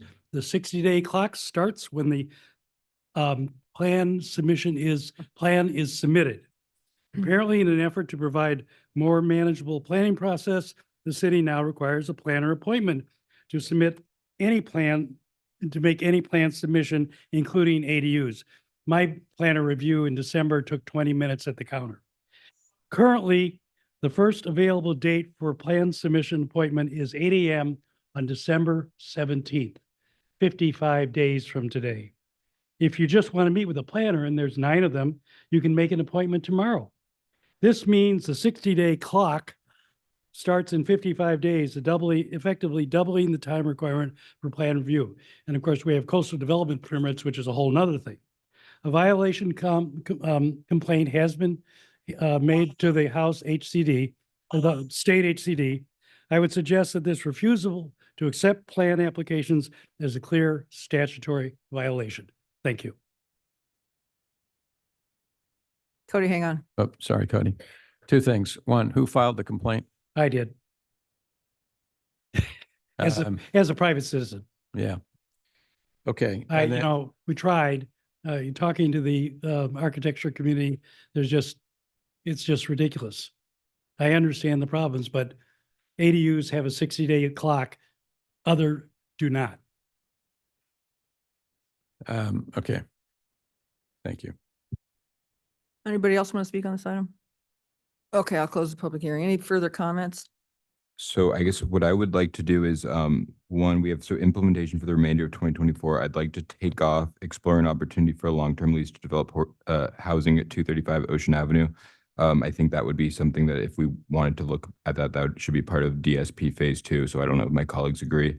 The second thing is I would like to reprioritize extending the lease and also looking at potential opportunities for additional housing at the current Vista Aliso site. The school district has been unwilling to negotiate in good faith, and Bob and I are the subcommittee, and they've haven't been interested in meeting with us since the decision on the pool, which I don't know what that has to do with the Vista Aliso, but and so I think there's clearly we're working on our own memo about what the state laws are, but I believe that state laws will ultimately prohibit the district from in 2041 getting rid of those housing units. So it makes sense for all parties, in my view, to extend lease. So I'd like to add Vista Aliso to the implementation for the remainder of 2024. And then I would finally like to look at establishing a monitoring program for our existing affordable housing units, because it's very hard to add more affordable housing units, but at the easiest thing that we can do is make sure that at least the affordable housing units that are legally required to be affordable are doing just that.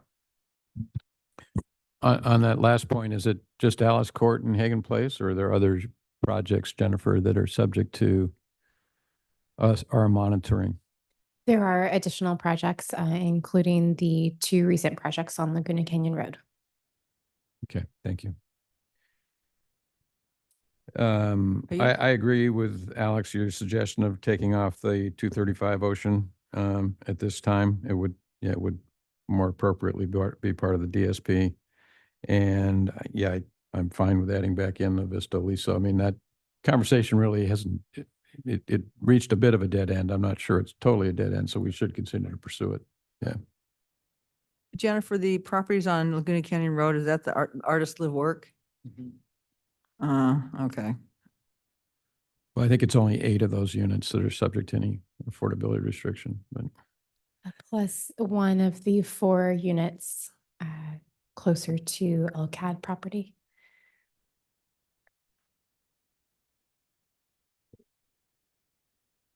Okay. actually, I'm sorry, go ahead. No, go ahead, I had Bob. one other question for Jennifer, which was,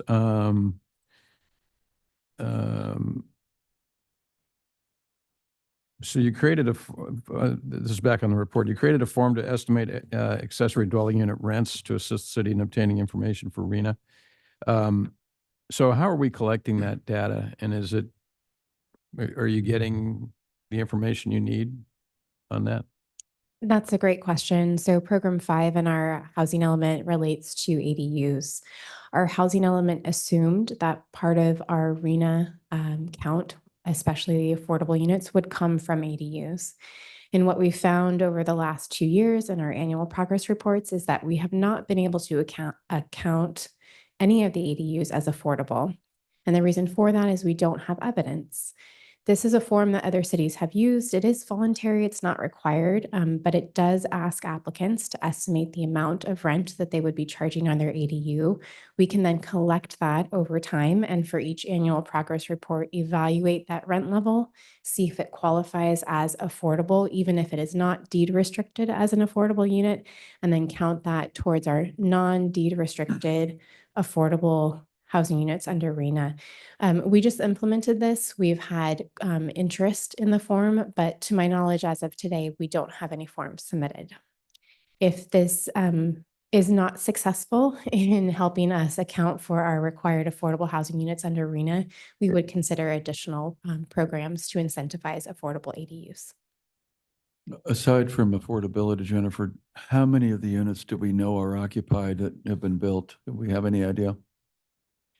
We do. Our housing committee did a survey on our ADUs, and I don't recall the numbers, but there wasn't a huge return on the survey, but we did find, I believe it was about half. I believe half were occupied as housing But that units. isn't verified data. It's just somebody saying, yeah, somebody lives here. Right, and it's a small sample, right? Yeah, So it's okay. not everyone. Okay, thank you. Okay, I mean, I agree with Alex on the Ocean Avenue property. I think we should take it off if we're not going to do that. I mean, I think we did it at the time because we didn't have very many options, but I don't think we should leave it on there personally. You support the other Yeah, things I yeah, said? I do. So I'll make a, Well, it's just a receive and file. okay. Yeah. So you don't need a Yeah. Well, it's a receive and file, but how do we, I mean, staff is going to pursue this unless we give counter direction. So how do we get Alex's points? I think staff can take your direction, the feedback that you're given and implement it, and then it'll be reflected in your future reports. Yeah. Okay. Jennifer, you feel like you have the right direction? It's clear? Yes, Okay. thank you. Okay. Okay, good. Thanks, Jennifer. Yeah, we're going to take a break for 10 minutes now, and then we'll All get to right, the thank you. regular. Sorry about that, but we've been here since 3:30, so we're going to take a break.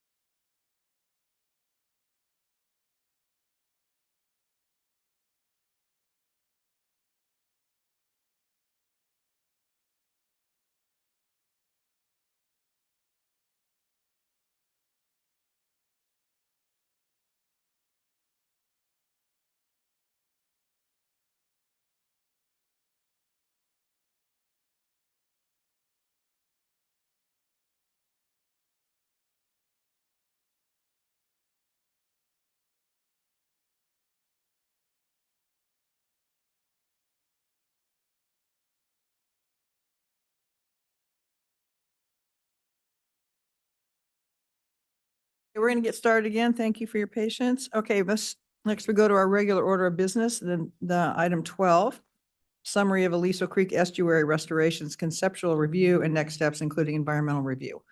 And I am going to turn this over to Jeremy. And he'll take it from here. Before I do, I'll turn it over to Councilmember Whalen. Just a really quick introduction. So council, you designated me as the representative to work, and Councilmember Weiss is the alternate to work with Ed Almanza and the Laguna Ocean Foundation on this proposal. We developed a work plan that is in your staff report that we have been proceeding along. It went to Planning Commission for concept review, and the next step on the work plan is to get it back to us tonight for discussion and consideration as to whether to move forward to develop a scope of work for an EIR. So I appreciate all the work that staff and Ed and his group have done to get it here tonight, and I'll turn it over to Jeremy. Thank you, Councilmember Whalen. And Jennifer, we go next slide, please. Yeah, to your point in the work plan, what we are here this evening is to present the findings from the conceptual site review that was conducted during the summer, and then share what next steps look like. There are 14 steps in total in this attachment 4 in the packet. I've just highlighted the titles, but anyone just through step 7, anyone looking to see more detail, you can do so in that work plan, and would encourage you to look there. Next slide, though, as this next step, what we are here for this evening, first and foremost, is to continue to receive feedback from the council and the community on this concept. And certainly if we're missing anything, if we could consider anything further, we're open to that tonight, and that's in part why we're here. Also, to seek authorization to work towards submitting the formal design review application. From the city's perspective, that is the point where this moves from concept to project for us. And so there's a lot of work that needs to be done still. We're not there yet before this item comes forward. But getting that direction would start steering this effort to that direction. Also waive application fees consistent with previous actions we've taken under this concept. And then also direct staff to return with a scope of work in EIR. And that would really be predicated on the authorization to submit the design review application. Once that application, or pardon me, that plan is refined, defined, approved by landowners or signed off by certain landowners, we would then look to work with Ed and his team to develop a scope of service for that EIR. And then we'd also at that point bring an MOU. And the point of the memorandum of understanding is to define project roles, outline upfront expenditures, who's going to pay for what, including the overall project, to memorialize items of that nature. So we would bring that part and parcel with one another. Just by way of estimated timeline, we would see a project application February, thereabouts in Q1, and then behind that would be the EIR scope of work. And then the final council action there would be award the EIR for the proposal and authorization for the funds. So that's kind of procedurally at a high level where we are. I'm going to turn it over to Jennifer now to review or summarize the concept review. Thank you. Thank you. So we did take the conceptual review through the review process with multiple departments, including fire, building, and planning. We also received comments from our Public Works Department. Just want to touch on the Public Works Department in that they had previous conversations with the South Coast Water District as well as the South Orange County Water Authority. And both of those agencies' comments were incorporated into the Public Works comments, which included comments from those agencies as recently as 2022. So those issues are still something that needs to be addressed prior to formal submittal of the application. They include things such as considering each of those agencies' utilities and making sure that the project's designed to capture the requirements of each of those agencies. Through the concept review, staff and Laguna Ocean Foundation also met with Coastal Commission to ensure that we're following the process that Coastal Commission would support. In this instance, we would consolidate the coastal development permit process and just have the Coastal Commission process that. The Coastal Commission would review that CDP or coastal development permit against the Coastal Act, as well as using our LCP as guidelines. Staff and Laguna Ocean Foundation also met with Orange County Public Works, including the Flood Control Division. At the Planning Commission level, the commissioners were largely supportive of the project. Their comments included, but were not limited to, looking for an additional opportunity to provide landscaping and natural materials, providing additional interaction with the restored estuary and more education on that. Discussing where an amphitheater would be most appropriately located within the project area, and then including additional evaluation of those existing trees that are on the site. Laguna Ocean Foundation has been working with staff and council representatives on this project, and we just wanted to highlight a couple of items on where we are in the process. We're not yet at the CEQA-ready project step.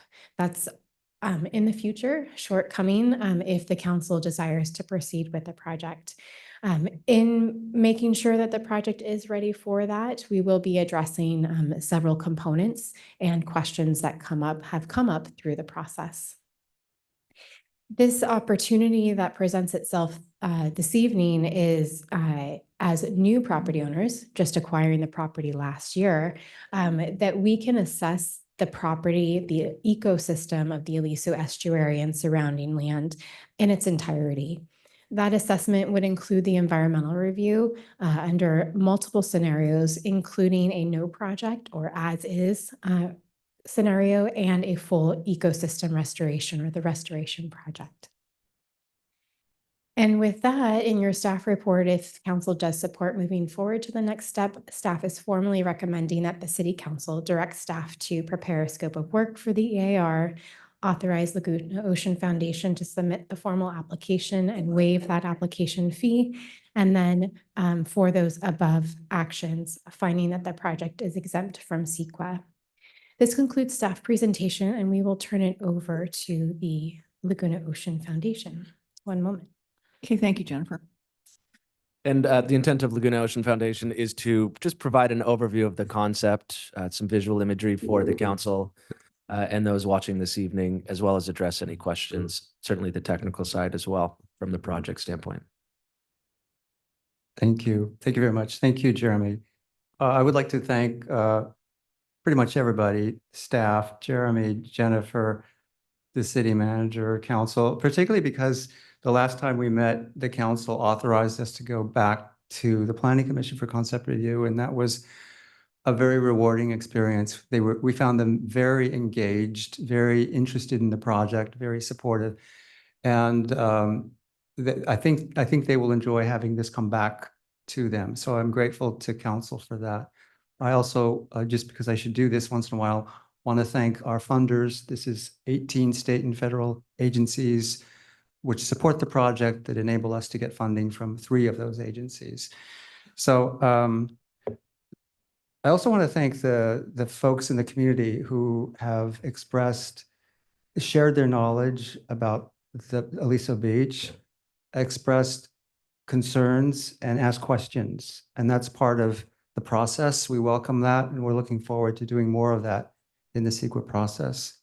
So I'm not going to do lots of slides, but I do want to share a couple things that we shared with the Planning Commission during the concept review. So the next slide.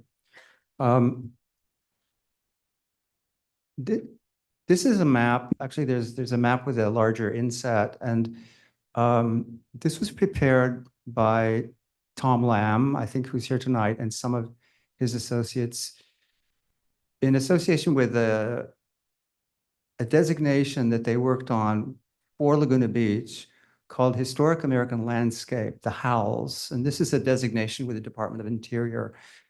And so what this map shows, though, is that we have actually many designations in Laguna Beach that relate to natural resource protections. You can see the green belt at the top. It's green, obviously. You can see the blue belt at the bottom. And You can see that blue line along the coast, which represents the California Coastal National Monument. That's a federal designation. It's managed by BLM. Overlapping that is a state reserve, which is a state monument. It's a reserve of offshore rocks and reefs. So basically you have 5 designations here, counting the Howells, which encompasses the whole thing, that tell us how unique and special Laguna Beach is.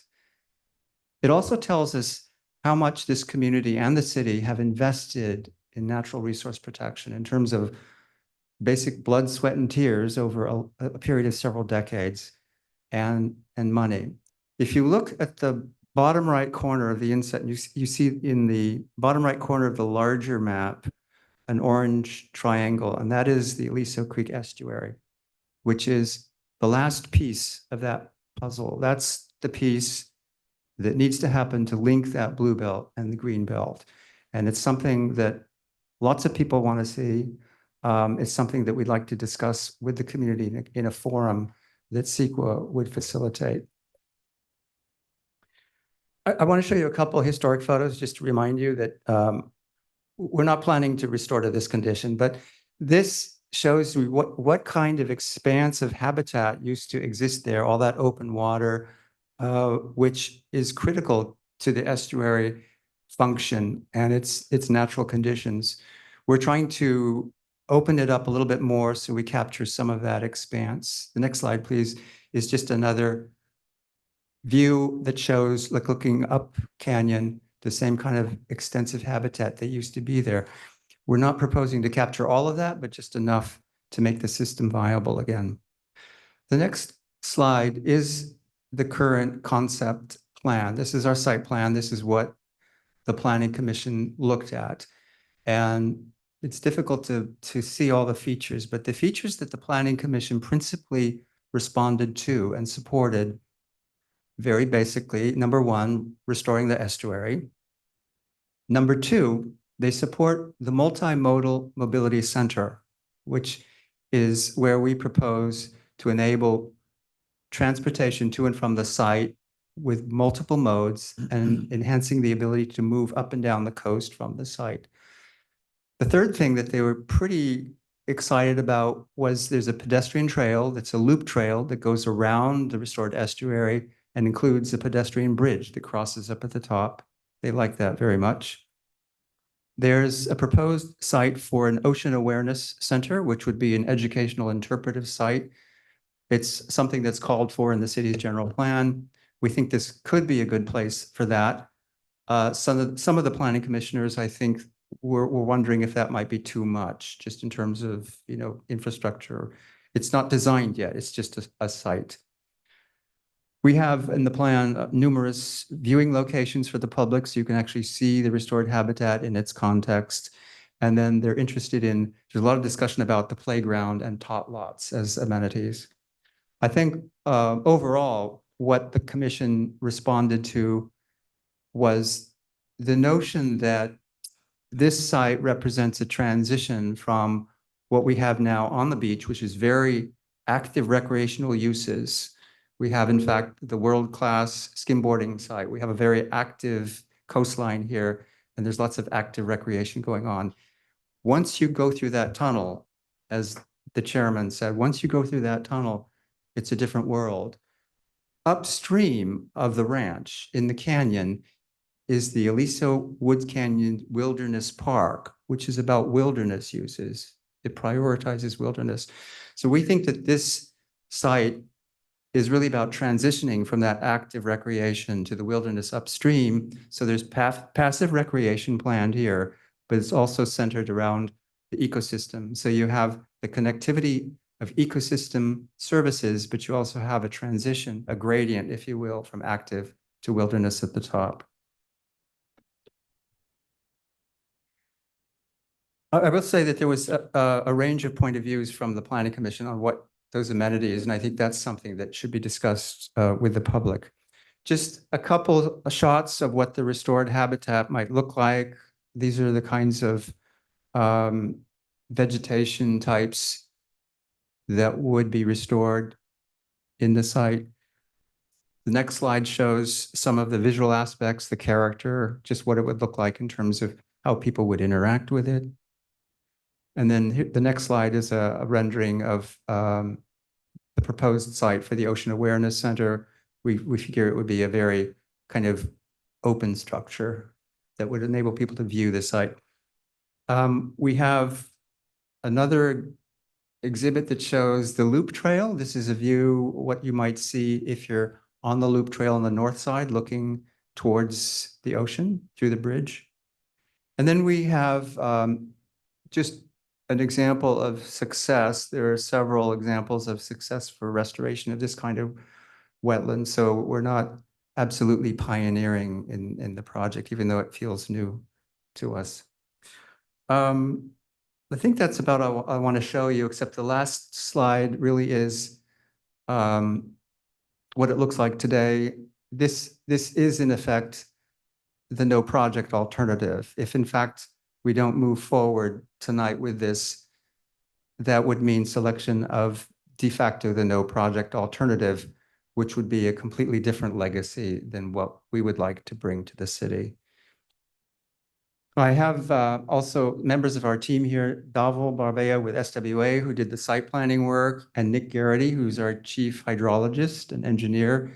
And they're here to answer questions, and there probably are some that they could speak to. So we're happy to address questions from the council. Okay, thank you, Ed. Alex, you ready to go? Yeah.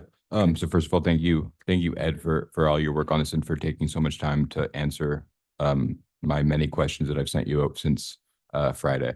So hydrology questions to start this off. I spent some time reading the 2018 what was that, the restoration plan? What's that called? And that when I read that, it made a lot of sense what this project was trying to do. And so I wanted, and Ed and I exchanged notes about this, but I want to understand how, if and how the project has deviated since then. So on page 87 of the report, it outlines the goals, and goal number 1 is promote resiliency by basing restoration on historically informed ecosystem processes in consideration of climate change effects. Specifically, 2 things: allow mouth closure to occur on a seasonal to annual cycle consistent with hydrodynamic forcing and historical conditions. And then number 2, minimize dry season freshwater inputs to the estuary. And then kind of related to that, as one of the key constraints, is the fact that current water quality is impaired and the long-term restoration of the Aliso Creek estuary is dependent on the timeline for implementing improvement measures, with those improvement measures referencing like the facility at the coastal treatment plant that South Coast operates to take the water out. So I guess my question is, has this project changed? Is this still a project that relies on a reduction in the flow during dry seasons? It doesn't rely on it per se. To kind of get into some of the details, there are 3 measures that were identified to restore the estuary. 1 is expanding the estuary lagoon and restoring vegetated wetland. 2 is decreasing breaching, anthropogenic or artificial breaching of the mouth. And 3, reducing dry weather flow, which will have a benefit to water quality as well. So reducing dry weather flow is identified as an opportunity in a measure, recommended measure, to achieve the restoration goals of restoring a system that functions more similar to the historic condition. It doesn't necessarily rely on that. There's 2 other measures, restoring the estuary, expanding the estuary, and decreasing breaching, that will also be effective. The 3 components, though, recommended work in tandem. If one doesn't occur, then wetlands can still be restored. They won't meet the objectives in the same way. If any one of those measures is not implemented, then it won't be closed as often, won't function as much like it did historically, and there will be some change in the habitat, some change in the function. In that way, it wouldn't necessarily meet the scientific objectives. But wetlands could still be sustained. So it sounds like from what you're saying, the goals of the project have not changed, but it's not as clear. You don't need to necessarily meet all these goals. Is that a fair explanation of what you just said?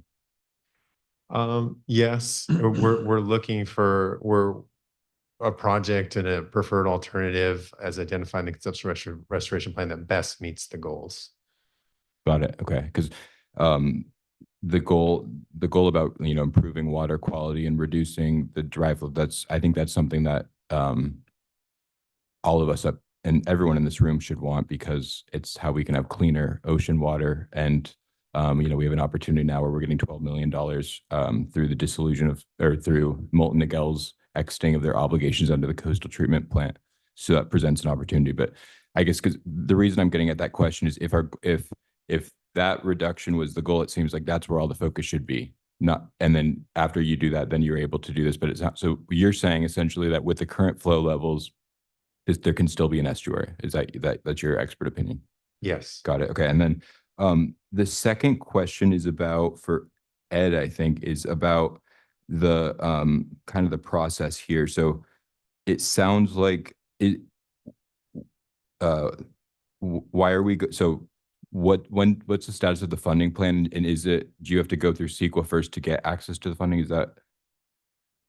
Thank you. We have sufficient funds in theory to take us through CEQA and then through permitting. So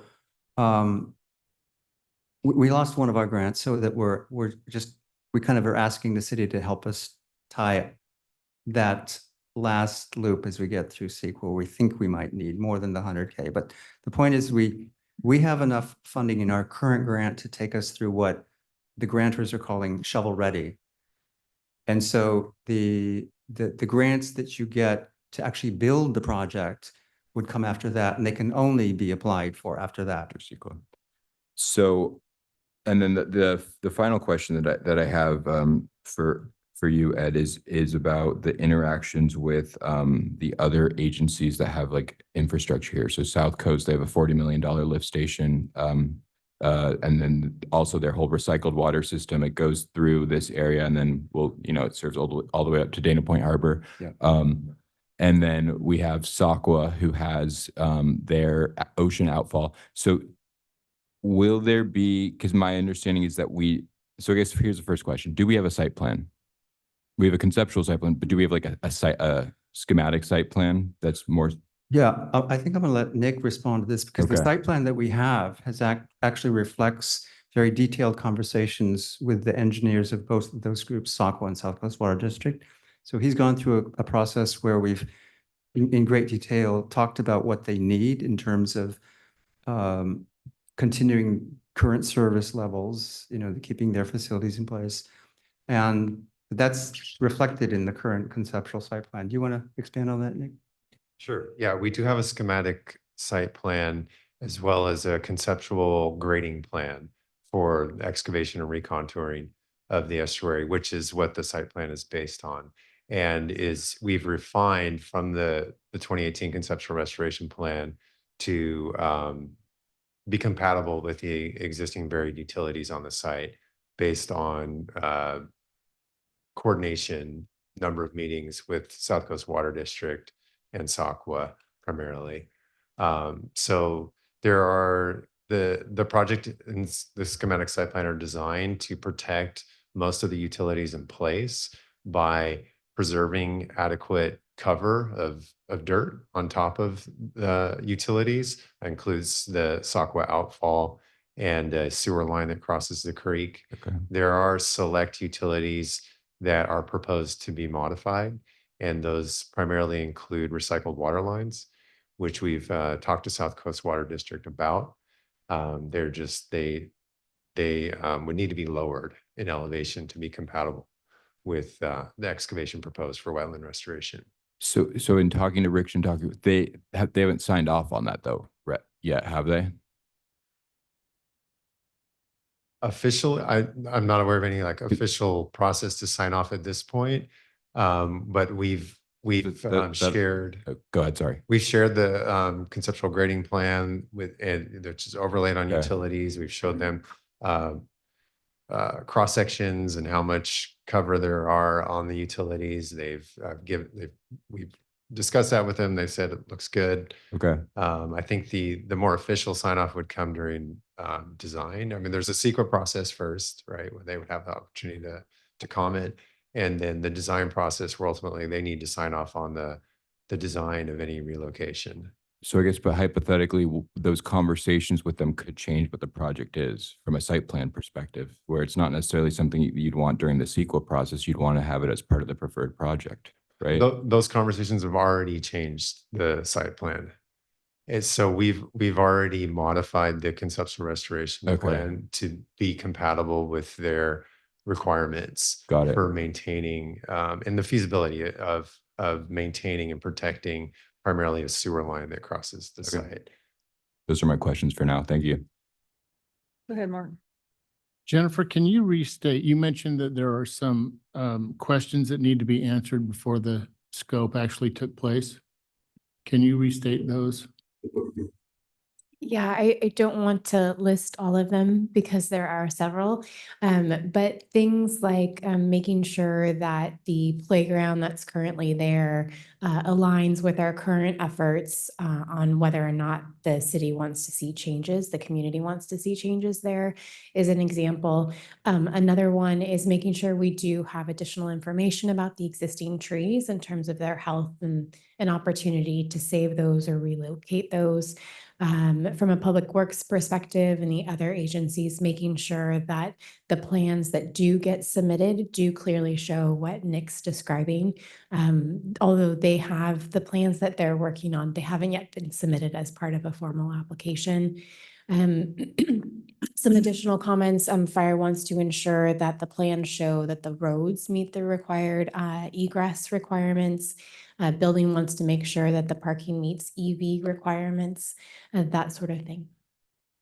So, and that's what I thought. I thought that I did hear you or Jeremy say something to the effect that the landowners there would be some verification having to do with the various landowners. Thank you. Yes. So as part of the concept review, we were able to identify that the project would cross multiple parcel lines, including parcels that are not just owned by the city, but there are parcels that are owned by other entities, such as the ranch or SACWA or South Coast Water District. When the applicant submits a design review application, you have to have the property owner signature. So as part of preparation to actually submit that design review application, the applicant, Laguna Ocean Foundation, would need to work with those other property owners to obtain their signature. Thank you. Hey, Jennifer, I have a question. We got some emails, and I just want to go through some of the questions we got in the email. So we had some concerns from residents who are proximate to the proposed estuary, and they were saying, well, in times of, very little rain, they're worried about mosquitoes and being a bed for, kind of a bed for mosquitoes and other, insects that we wouldn't want to necessarily see. What do you guys think about that? I think that's a topic that would be addressed during the project review, especially as it relates to technical reports, the environmental review, and then also there is another effort that the city is going through in terms of our ability as new property owners with that berm and being able to break the berm in times of health and safety needs. Mm-hmm. Yeah, because we see quite frequently, and particularly when we've had a lot of rain, we see a lot of water coming down, and then they have to breach the berm, and then it typically heads north, and it looks like it's gonna, I've been down there many times, and it looks like, these homes are imperiled. What would you think about that? Well, how would it perform in times of heavy rain? What would we do? Can I, Jennifer, jump in there quickly? The city's permits to manage its stream course management plan would be unaffected. They're included in their modeling, but any time of predicted rainfall or health and safety, as Jennifer mentioned, that process would be unaffected by this project. Okay. Yeah, I appreciate the time you guys have put into this, and it's been a long road, and here you are, and a long way to go yet. But there's been the complexities of this are kind of boggle your mind. I don't understand them all still after many conversations with Ed and reading all these reports. And then there's many issues that are brought up by the residents who are affected by this, who live close by or who are active users of the estuary and the sense of the berm. The questions I've gotten from emails, which are many, are things like, will the playground be gone? I mean, I'd hate to see that go because kids now play there and they really enjoy it. So there's some of these things I know will be ironed out in the EIR automatically, like, will it really clean the water? And you'll have to prove that to us, I'll have to prove that in the EIR, I imagine. The other thing is like, one of the fundamental questions I have is, you showed us some beautiful historical pictures just now. And it looked pretty big, people camping on the side there where there's parking. What is the size of this project relative to his historical size? Is it 1/10 the size of what it was? A half? A third? Hydrology wise, is it half the amount of water will be there versus what was there? Is there any idea on those questions first? And then I have some more. The proposed estuary restoration, I think, would restore somewhere around half of what was there historically. If you just look at within the footprint of the project. Square footage, sort of. Yeah, I'd have to double check that. I mean, the historic estuary expanded upstream as well, so it was much outside of that project footprint was much larger. And we're only focused on the project area footprint within the city park.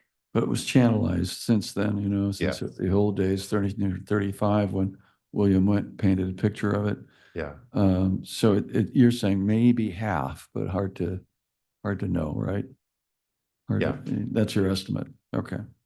And the other questions that people have raised is like, well, what, in the picture, conceptual picture you showed, it looks like it's just a wider creek and in a big rainstorm, all the animals and insects and everything that's in there will be flushed out to sea.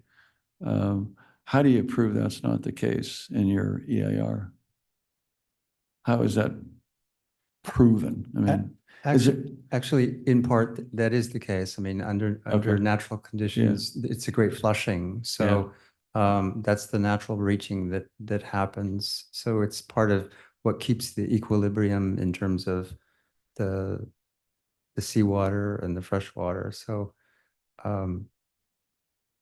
Nick, do you have anything to add to that? Historically, it opened as well and it flushed out. And so, the natural ecology is adapted to that kind of dynamic for this type of habitat. Historically, it wasn't quite as flushed out because you channelized it in the back. So it's like a whoosh rather than, what it was before. So I don't, we'll have to find that out in the EIR, I suppose. So the playground itself, is that something that an EIR is subject to? No, but I can touch on that. So the city is going through a playgrounds master plan, and we considered going to the recreation committee through the concept review, but because they were still at that time still collecting survey responses for the playground at Aliso Beach, we didn't think it was the right time. Now we would consider when the formal application is submitted, making sure that we do go back. There might be some confusion in the concept review. As part of a concept review application in the city, you're required to provide an alternative on the plan.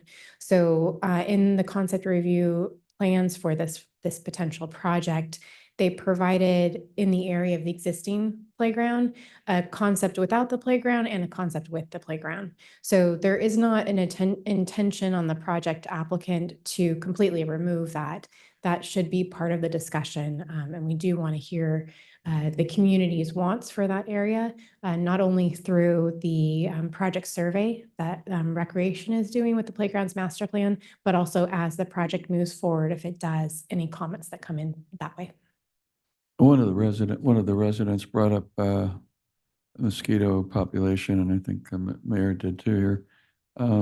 That's something that how do you address that at all? And as you're increasing the size of the estuary, everybody thinks a bigger pond will create more mosquitoes unless you've got a lot of little fish in there eating them. How does that all work? And how is it addressed in the AIR? So mosquitoes breed in water that's stagnant for a period of time. I don't know exactly what it is, like over 2 weeks or something, right? And the wetland is designed so that when it does drain, it won't leave stagnant water. So in those periods when it's open, there's a slope that will drain, not leaving pools of stagnant water to remain. The other way that the restoration would likely address mosquito control is to allow for access for vector control to come in and treat through spraying, or mosquito fish is another option. It's one of the things, the coordination will be required with the vector control, both to evaluate and design the project and make sure that the restoration provides access they need for treatment. Okay, well, there's no guarantee there won't be mosquitoes, but you're going to try to mitigate that through various efforts. That's really what the answer is. Okay, I'll let my colleagues ask some more questions. I have another question. I'm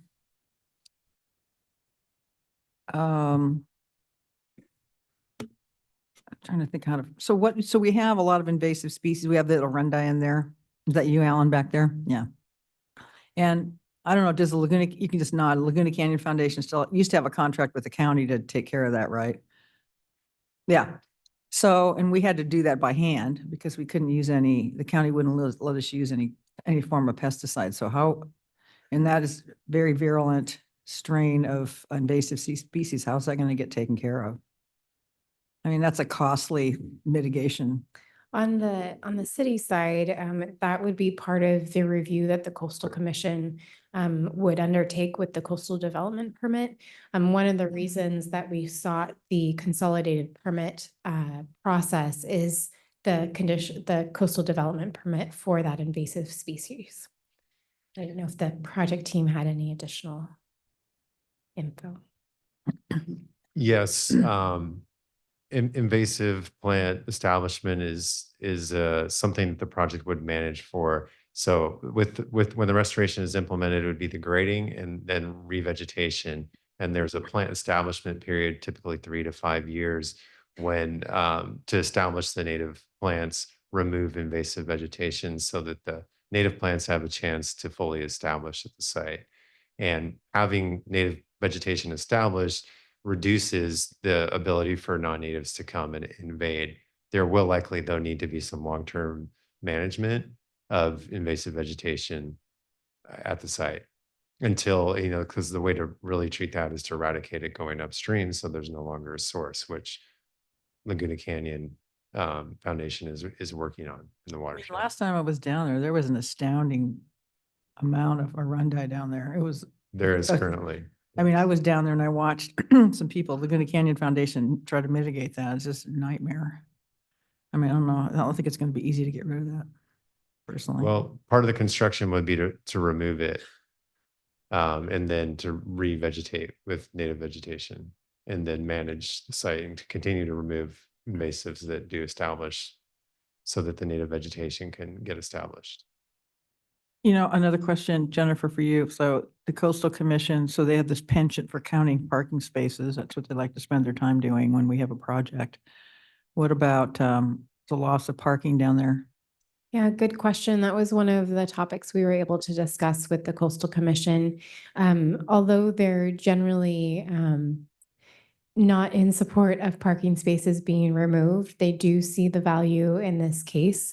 They will need to see additional information, especially as it relates to the multimodal transportation hub proposed as part of this project and how that would enable fair access to the beach with the removal, the net loss of parking spaces. So we have multimodal all over town. I mean, I think it's good that they think that, but we have multimodal all over this town. We have the on-demand, we have the trolley, we have plenty of ways to get around here. Okay, Well, that was one of the reasons Coastal ultimately did approve our parking rate increase because of our transportation plan. So it's, wouldn't be the first time they gave us credit for that. So it's encouraging to Yeah. hear that.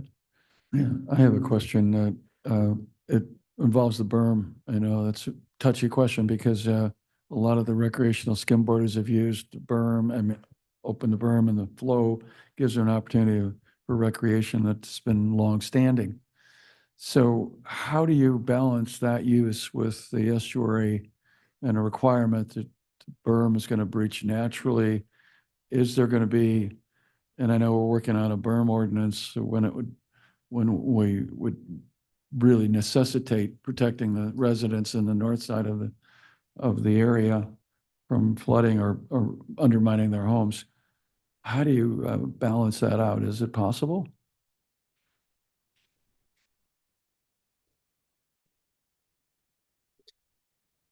I don't think that's our job, but it's our job to bring the facts to the council. I think in fact, it's a bit of a policy decision whether we're going to weigh that activity against restoration of an estuary. I think this is the way one could frame it, Okay. is that we believe that surfing and skimming that standing wave can still happen if we restore the estuary. It just happens when the natural processes allow it. On the other hand, to breach the berm anytime one wants to create the standing wave prohibits the restoration of the estuary. So it's a kind of trade-off, is that what we're saying is that an activity on the active recreational side of the beach perhaps should not preclude land use and restoration on the inland side and upstream. So it has this upstream effect. So if I were to think of how you balance that, I would sort of consider that. And so we're not taking away the ability to use that standing wave. It's just going back to natural conditions, which arguably are what surfing and skimming is about. But that's my point of view. I think, Nick, do you have anything to add on the berm issue, or no, you don't want to touch the berm issue? Okay. Everybody's heard about the berm. What were the other question I would have then related to that is the meandering up northern side is how do you control that, or how do you, you're not going to control it at all? Well, Ed, I You can can't control it, but. Ed, I the can take city, the yeah, I think I can take the meandering question question for Jeremy. Yeah, that's stream course management. Yeah. That's we're required to manage that in perpetuity from a 1984 CDP for that development that occurred up there. We would continue to do that per our permitting. So that again would remain unchanged. Okay, and how often does that type of intervention happen, Jeremy? I don't know. I don't know the frequency. What we're permitted to do is, I think, twice a month, permits thereabouts. Okay. But that doesn't release the whole flow of the estuary into that northern, what is it mitigating? It's ensuring that the stream course remains perpendicular to the ocean and not starts running parallel to. It might be piling up sand to prevent that flow. It might be breaking it. It's a number of treatment methods to ensure that's straight. Okay. And that will be taken into consideration in the EIR, that will be taken into account? And Nick's team is working on a study of coastal processes right now that will address how, first of all, what are the existing conditions? What are the coastal processes in place now? And how would restoration affect that? So that's a study that will be part of the environmental analysis that will help us understand how the restoration might affect existing hazards, if it does, and how it might affect berm management, right? Thank you. Can I ask just one final question? So is there a way, because the EIR is obviously a very intense thing. It's going to look at things. I mean, you know, there's probably more than about EIRs more than anyone in the room. It's going to look into, you know, cultural resources, everything. Is there a way that we could just do some technical studies focused on the key questions, like what you just alluded to about the berm and then about the hydrology of, I guess that's my question is why not just do technical studies on those specific questions and then go to the EIR later on? Why go all in on a comprehensive thing that's going to look at everything? Well, that would be some kind of a hybrid process, but I think that the city's the CEQA process would want all of those issues to be looked at together because they're not entirely independent. So, I mean, if you even are talking about, for example, air quality issues, air emissions, construction-related impacts, you're also talking about what the project does in terms of its grading. You're talking about how grading affects paleontological or tribal, so that the whole idea of CEQA is to look at all of those kind of at once in combination.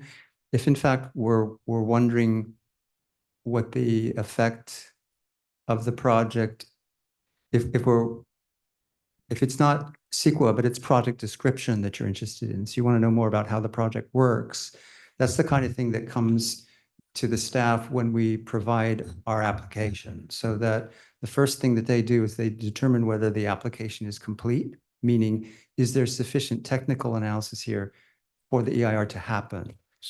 So, yeah, because that's my question, because in a hypothetical situation, you would want those technical studies to know about the viability of the project at a high level, Yes, right? And so my question is why wouldn't we, and maybe that's a Jennifer question, what are those studies that those technical studies that would be needed to get us to the EI before we would proceed with the EIR?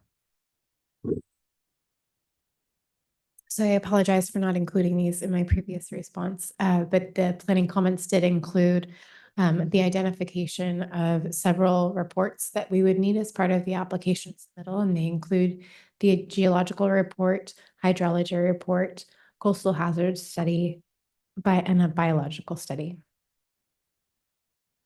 And then that would be in addition to, you wouldn't start the EIR under your proposed scenario. There wouldn't be any money spent until we have sign off on the site plan from SACWA, South Coast, and any other agencies. Is that correct?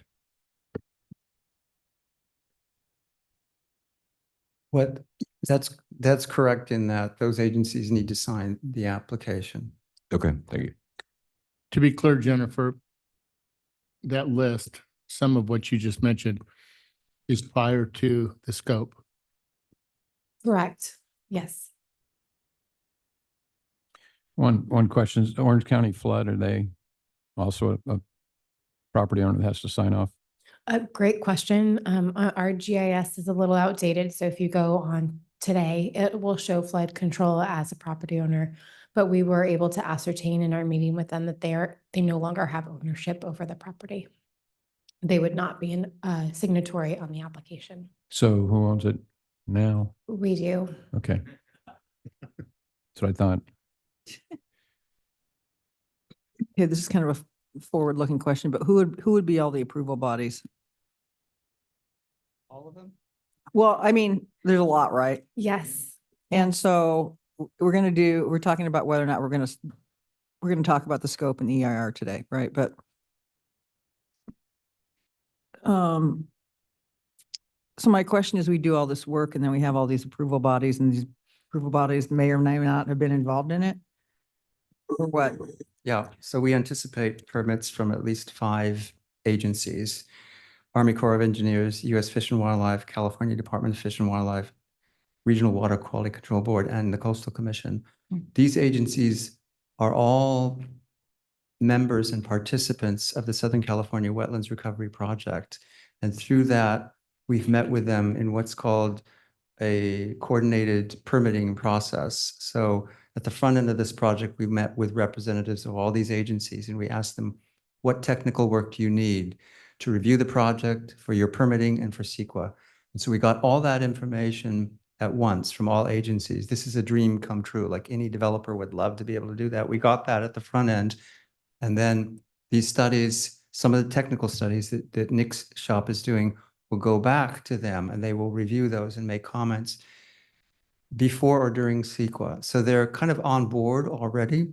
And the process that's outlined in our grants and in the implementation plan is that post CEQA, when we tighten up the project even more, because they need more detail for the permits, we go back to work and we get a level of design that satisfies the permits. and we take it to those agencies, and we have funding for that process.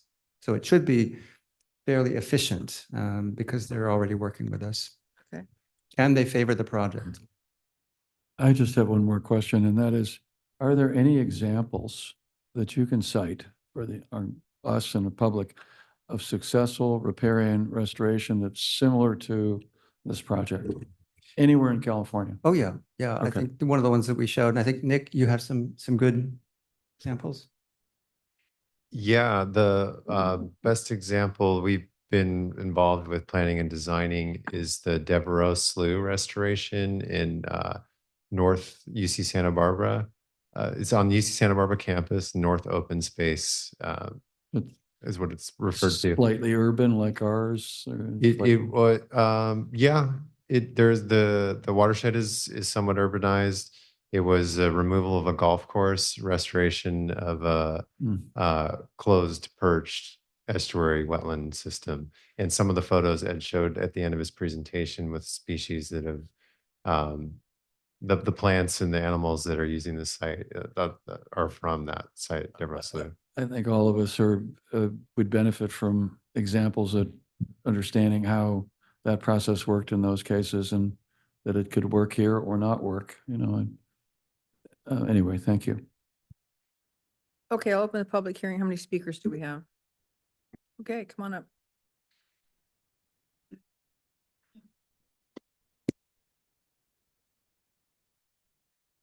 Good evening. Well over 20 years ago, when I was first on the council, Elizabeth Pearson approached me to meet with South County cities to talk about how to clean up Aliso Creek. I couldn't do the leadership because virtually every one of those electeds was a Republican, and they didn't answer my calls, but they were very willing to meet with her. And we met and we met and we met, and nothing came of it. And I understand why. Are they going to go back and are they going to tell their residents that they need to change not using pesticides or fertilizers or not let the animals play in the backyard? What about the issue of the urban runoff from the streets? So this effort to clean up Aliso Creek didn't come about, but I did find out a little bit about Aliso Creek, starting from Cook's Corner and coming in. It is a very unique highway taking toxins to our beach, and that's what we're looking at. And it's a good idea to try and clean things up. But one of my other assignments, people would tease me because I was always looking at rats and things like sewage, and that was my specialty. I was on SACWA forever, South Orange County Wastewater Authority. Every month we would meet, and each of us would get a nice big notebook, and I'd go to the page that showed the numbers on the ocean. And they were so interesting because there was a lot of pressure saying that the outfall with the water that we had purified at SACWA was toxic and it's a problem. So you'd look and see, because they had an obligation, a state and federal obligation to measure things, and things were consistently low. I mean, it may be 5 or 10, or maybe there'd be a 50, and I go, what happened? And they'd say, well, it was a whale just swam by and left something. That's why that number was so high.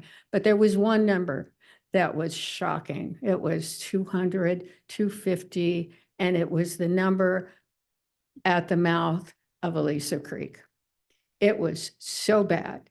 It was so bad that it was just, when I would see, I first got on the council, I would go down to the beach and I'd see people swimming in the water that was protected by the berm, and try to get women to say, those babies shouldn't be in there. But the water was so warm and they couldn't keep their babies out. And you just go like, ugh.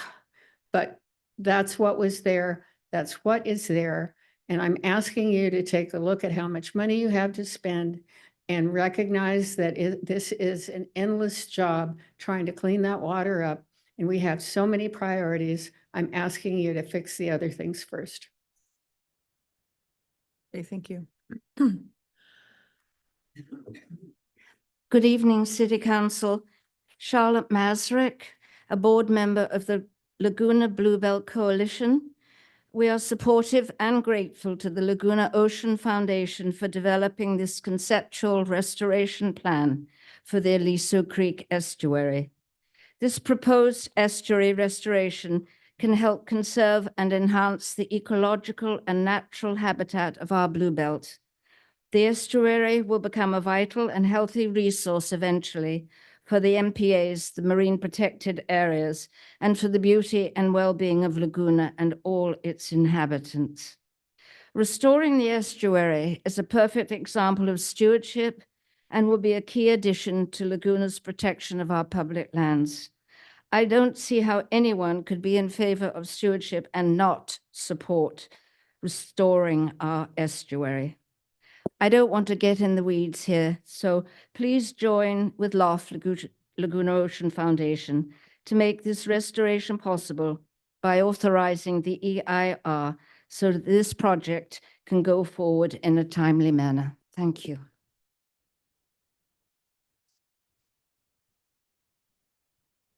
Good evening, council members. Ginger Wallace.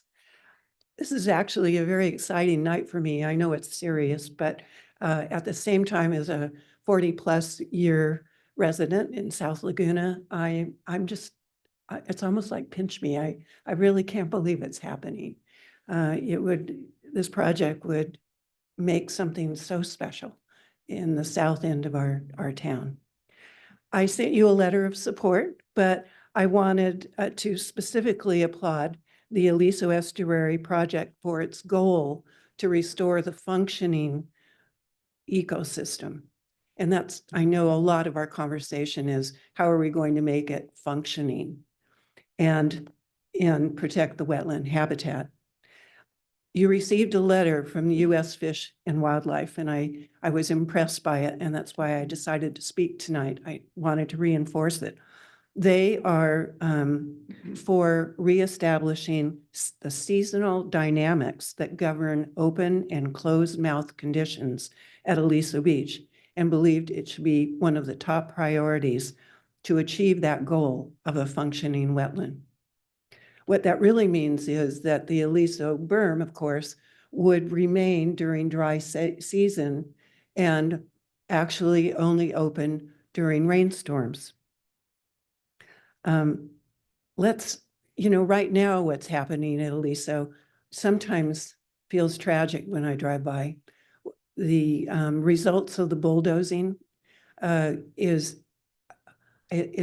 doesn't even look like a beach. It looks like a major construction project. And then kids, of course, play on the top of the edges of the sand, and they then jump down the edges, and some of them are very young, and it just doesn't seem right that we're not handling this better. And so I think that this project would be a way to do that. Please remember, restoring coastal wetlands brings resilience to sea level rise and climate change, improved water quality in the estuary and our bluebelt, and enhanced public access to a healthy, visually appealing public resource. And I just wanted to quickly say that is that it? Okay. I wanted to quickly say that I walk around the Laguna Niguel Regional Park for exercise, and they have that wonderful big lake out there, and you can look at all the birds, and it's a fabulous place to go if you haven't. I asked some of the OC Parks Public Works people and what they do about mosquitoes, and they said they don't have mosquito problems because they have bubblers all through the area. So I just thought I'd say that. Okay, thanks, Ginger.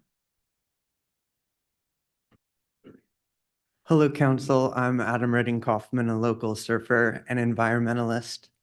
And I'm just seeing a lot of holes. So what I'd encourage you to do is, you were presented with a list of organizations that have issued support for Laguna Ocean Foundation.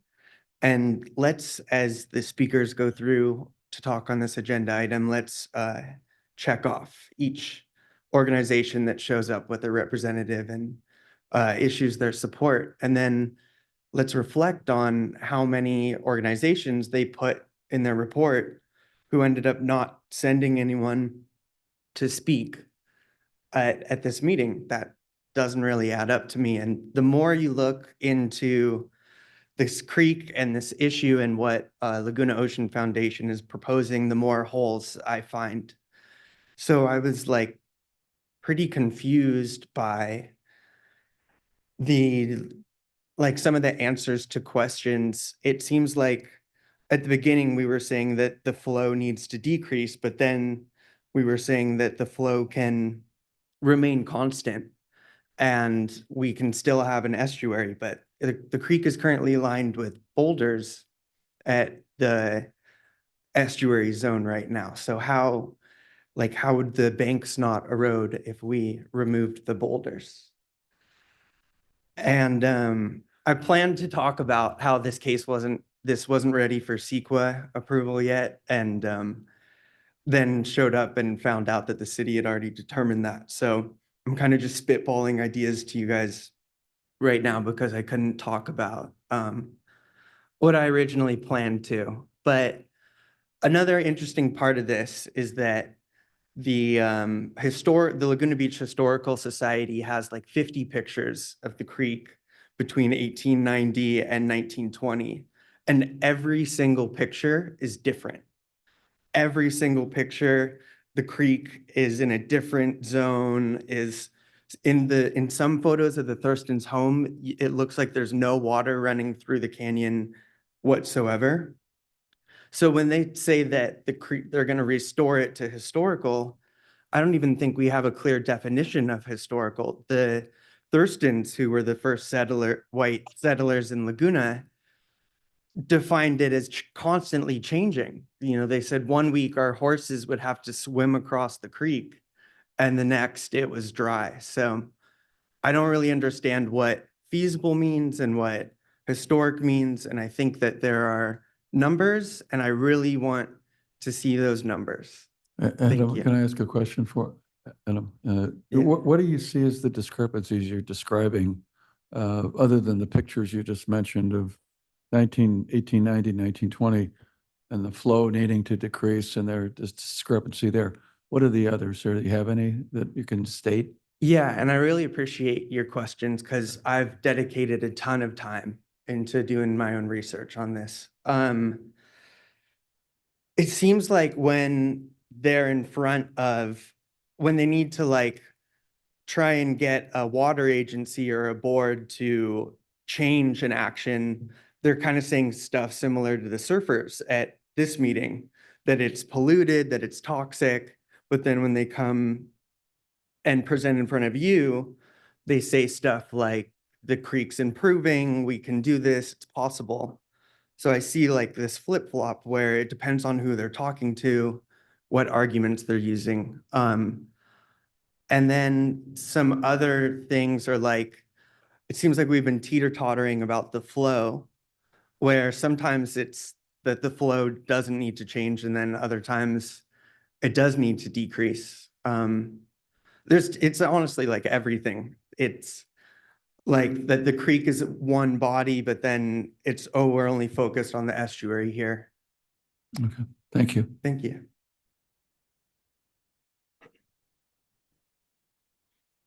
Alan Kaufman, Interim Deputy Director of Laguna Canyon Foundation. Laguna Canyon Foundation would like to add their name to the list of organizations supporting this project.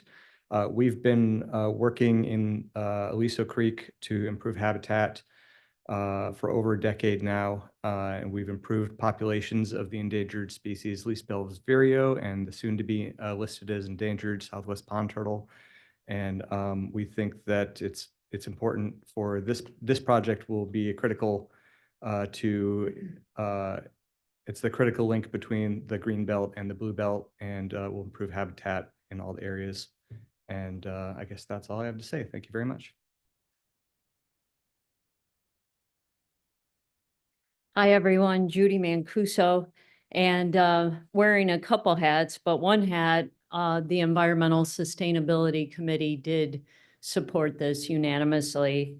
And thank you for all the work that's been done. we lose, well, the estimates now are we've lost about 70% of our species in the last 50 years. We lose about 30,000 go extinct every year. We know what climate change looks like. So it would be cutting off our nose to spite our face if we didn't take the next step. We can't live by fear. Maybe there's mosquitoes. Well, I would think there's not going to be once we get this balance right. And we can't even go there until we take the next step. We talk about spending money on parking garages, a lot of money, when we are moving towards autonomous vehicles, right? You can look in Seattle and San Francisco. We could buy thousands of autonomous cars for what we talk about spending in parking garages. But saving and restoring biodiversity and species is priceless. So I want you to take this to heart, because once these species go extinct, extinction is forever. And this is an opportunity to not just have this gem in Laguna Beach, but for our whole coastal area and for California. Thank you. Good evening, Council. Debbie Neve here, and I'm here in support of this project and all the work that's been done, and to give a little bit of context as well. About, gosh, almost 10 years ago, I got very involved with a group called the Aliso Creek Watershed Collaboration Group. Because you can imagine, with 18 miles of creek, and with about 35 square miles of potential watershed, there were a lot of stakeholders, individuals, the agencies, cities, a lot of nonprofit organizations. I know Laguna Canyon Foundation was has been very active from the beginning as well. And the county, of course, I think that they spearheaded a group so that we could really come together, get that collaborative group together, look at different goals, look at priorities, and look at everything from water quality to hydrology. I don't think it was ever really the intent to say it's going to be what it was back in the 1920s. That's kind of impossible because there really wasn't any urban development back then. But I think that once those goals were defined, then at that point, then they really got together a whole group of scientific advisors. And with that, they said, let's see if it's even feasible to come up with looking at a true restoration of this estuary, and what can we look at when we're talking about bringing back the ecosystems. So they've gone through that step, and I think I'm delighted, as Ginger said, to be here and to see all this amazing work, over 10 years of really active work and what you guys have done. And I hope that based on the collaboration, based on the science, based on certainly the environment, and I think this is also particularly good for Laguna Beach. So I hope that you will support moving on.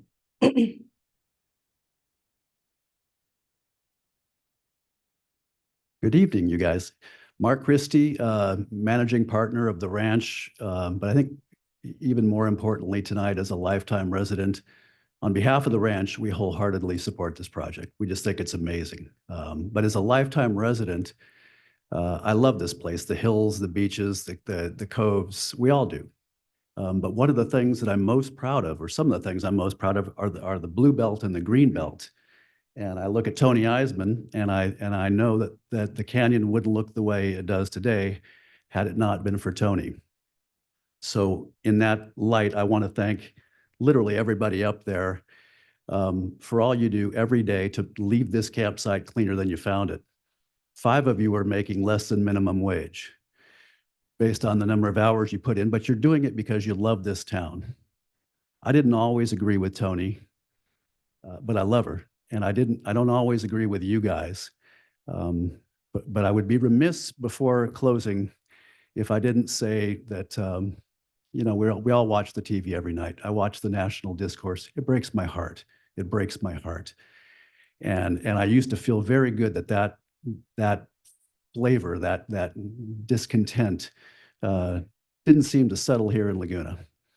You know, you people, Tony, just good-hearted people trying to do right by this town. And it just breaks my heart to see negative ads in the local papers, particularly about some of the council people who I think are the best of my lifetime.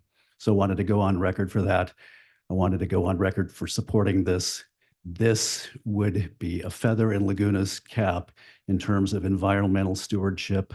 Let's continue to lead the charge. Thank you. Good evening, Council. My name is Tom Lamb. I haven't lived here my whole life, but I've lived here more than half my life now. I'm coming here in support of this project. About 7 years ago, Laguna Beach became a national level historic American landscape for its green belt and its blue belt. It's important this vital link is worked on. Nothing is easy. In perpetuity, I heard recently, is 7 years. It means you have to continually fight. And this is not an easy battle, but this is a great link to a project. We're making, it's all little pieces that come together to create our green belt, which includes the blue belt. So please support this project. Thank you. Thanks, Tom. Good evening, Mayor and the council members. My name is Abbas Koshnieri. I'm a resident of Aliso Beach for the past 22 years. I hear a lot, you know, as one of the people that they talked about the different holes and issues that has not been addressed. I live on this, on the Aliso Beach, and I see Aliso Creek every day and how it behaves. Aliso Creek is no longer a natural phenomenon. A lot has changed since Aliso Creek was an estuary, such as constant daily high flow, independent of rain, toxic water from runoffs from thousands of homes contaminated by pesticides and other pollutants. Mr. Weiss, you mentioned what was the difference between those pictures and now? Homes, 150,000 homes up the stream, and so many homes that they're running their runoffs into Aliso Creek. That is a major issue. So some of the questions that needs to be answered is that you refer to fresh water. There is no fresh water. Most of the year, we have flow independent of rain, and this is not, where is this water coming from? If you measure the pollution in that water, you're gonna see so much toxins there. So there is no fresh water that you're gonna capture. How you address cleaning this water? How do you address the daily increased flow from runoff? Natural breaching in most cases, as you mentioned, natural breaching in most cases causes meandering. And when that meandering happens, you see cliffs of 10, 12-foot sand berms with exposed rocks on the bottom that children are playing next to this. If this meander does not get answered by breaching the berm, every time a natural breaching gonna happen is gonna be done by meandering. So I agree with Mr. Ronaghi to address these technical issues before any other study or time or money are spent. Unless these questions are addressed by facts and not guesswork, this should be a no project. Thank you for your time. Okay, thank you. Good evening, City Council Member Greg Viviani here. I'm a third-generation Laguna Beach local, born and raised in South Laguna. My dad is Laguna Beach High School alumni from 1971, myself from 03. My grandparents moved to this beautiful town to raise our family many years ago, way back before all the development in town and especially upstream from Aliso Creek. My sister and I grew up in the same home that my dad and his sister grew up in, and we are still lucky to have this in our family. You can say we have some roots within this town. I want nothing more than the best for our residents, community, artists, businesses, and environment, and of course, our ocean. All right, here we go. I feel that the public notice for this part of this pipe dream project was poorly presented to the public. Friday night on the agenda is very unprofessional and short notice for such a proposal for such a large fantasy scope of work potential, with many residents that will be directly affected. I know many homeowners in town and especially in South Laguna that are against this project because it will directly affect their way of life and their homes. I feel that this project needs to be decided upon the feedback coming from these people who are in fact directly affected by the creek, the estuary, and this flow, the water flow, the berm, et cetera, which falls within this agenda item.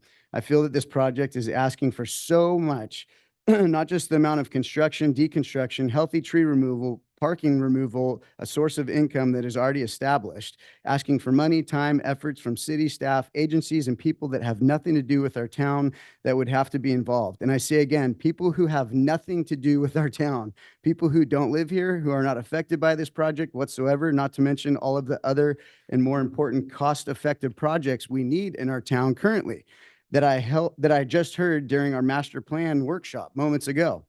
What I'm asking for is nothing.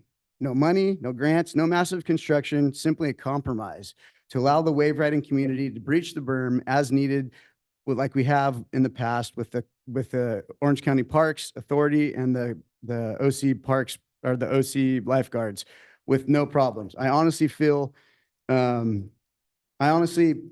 I have provided enough videos and information consistently to you, city council members, and I say video because the video is the best source of evidence. And I hope these efforts of mine did not fall upon deaf ears.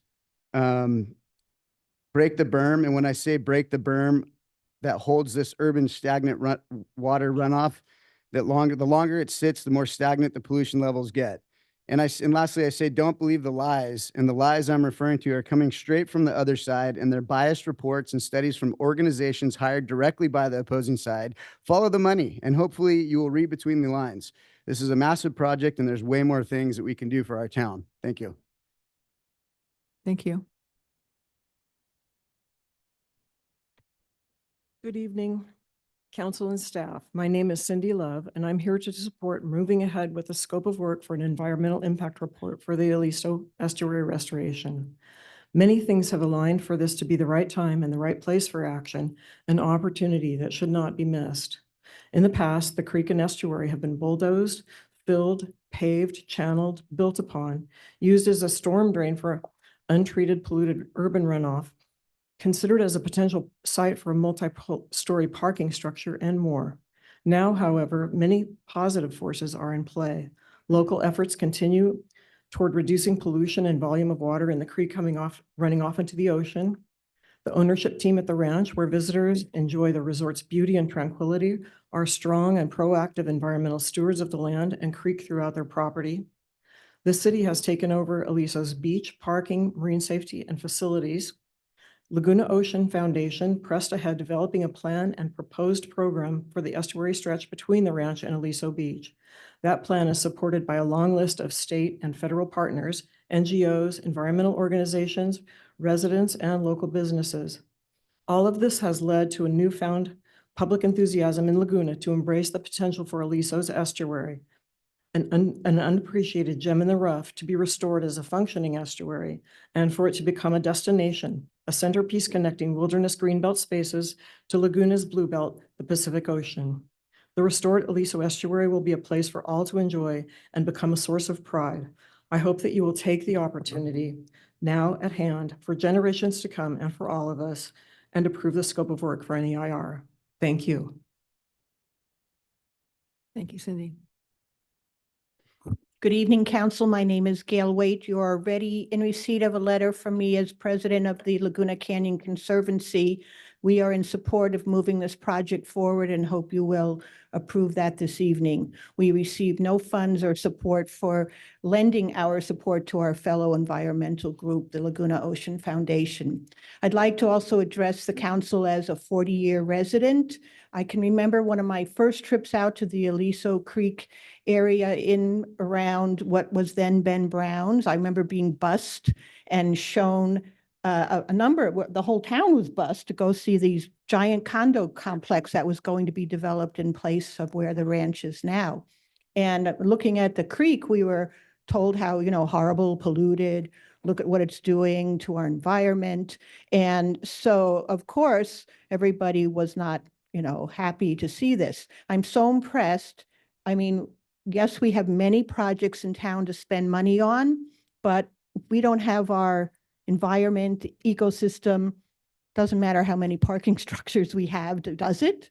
And for addressing the inland urban runoff that comes to our oceans, I think this project will bring attention from the state, from the national, and I commend them for bringing forward and working so hard to get this rolling, get the ball rolling. What else has been done to really launch a formal project to fix the problem that's out there?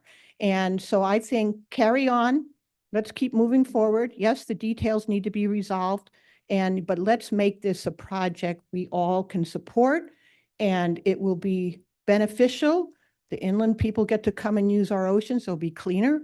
So I think there's a will. If there's a will, there's a way, and please support this project. Thank you.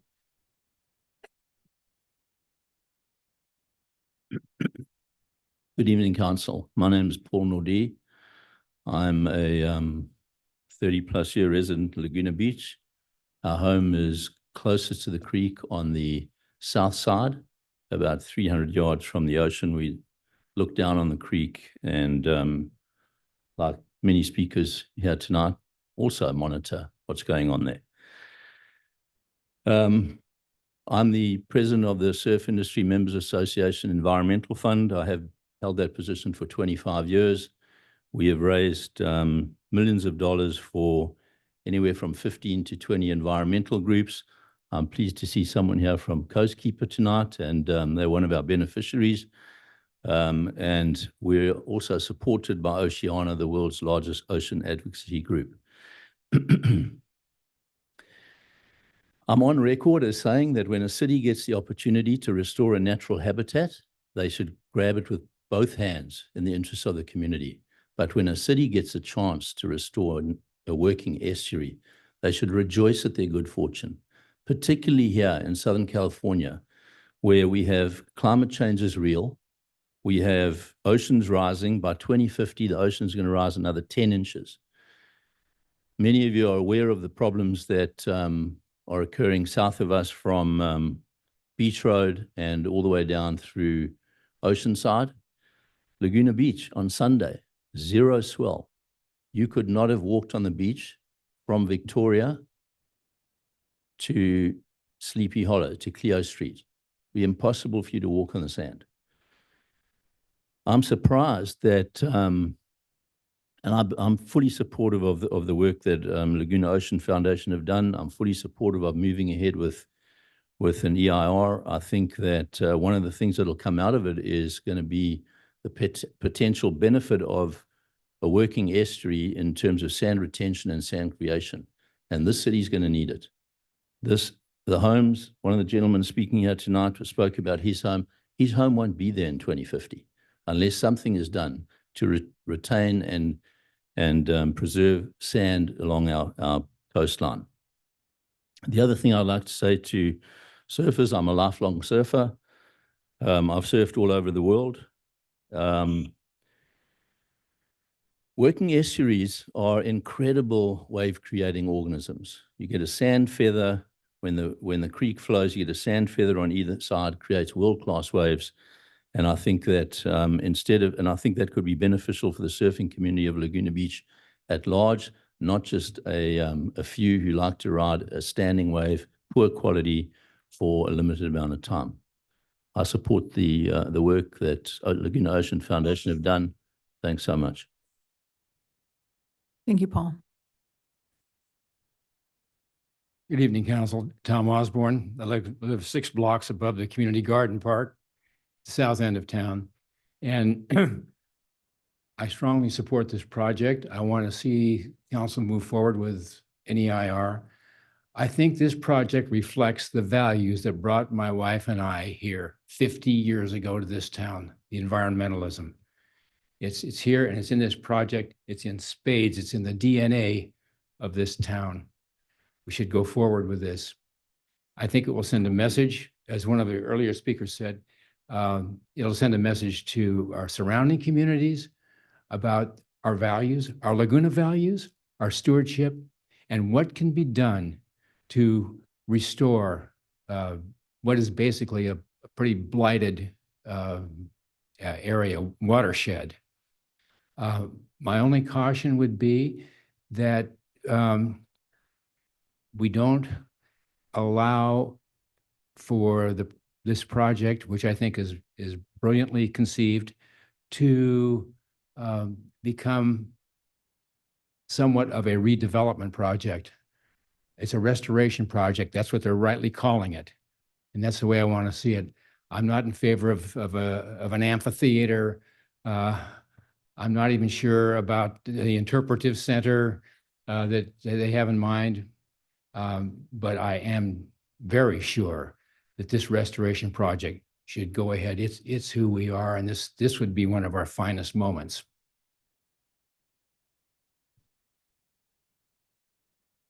Ditto. You said everything. Hello, I'm Chad Stickney. I'm born and raised here in Laguna Beach. I'm a current homeowner. I'm not into this estuary project. I think it's a lot of wasted tax dollars. And that river being breached is something that's close to my heart. My son's starting to ride the river wave. It's actually made me go into a bunch of different states and see their river surfing communities that have created from riding river waves, and I just don't think it's good way to spend our taxpayer dollars. And that's it. Thank you. Thank you, Mayor, members of council. I want to thank you for this opportunity to speak on this issue. I'm in favor of it. I'm in favor of it as a 44-year resident here of this town. And there's another perspective that brought me to supporting this project. 20 years ago now, El Hathaway and I formed a land conservancy, and that land conservancy has preserved many hundreds of acres and has facilitated conservation of actually thousands of acres.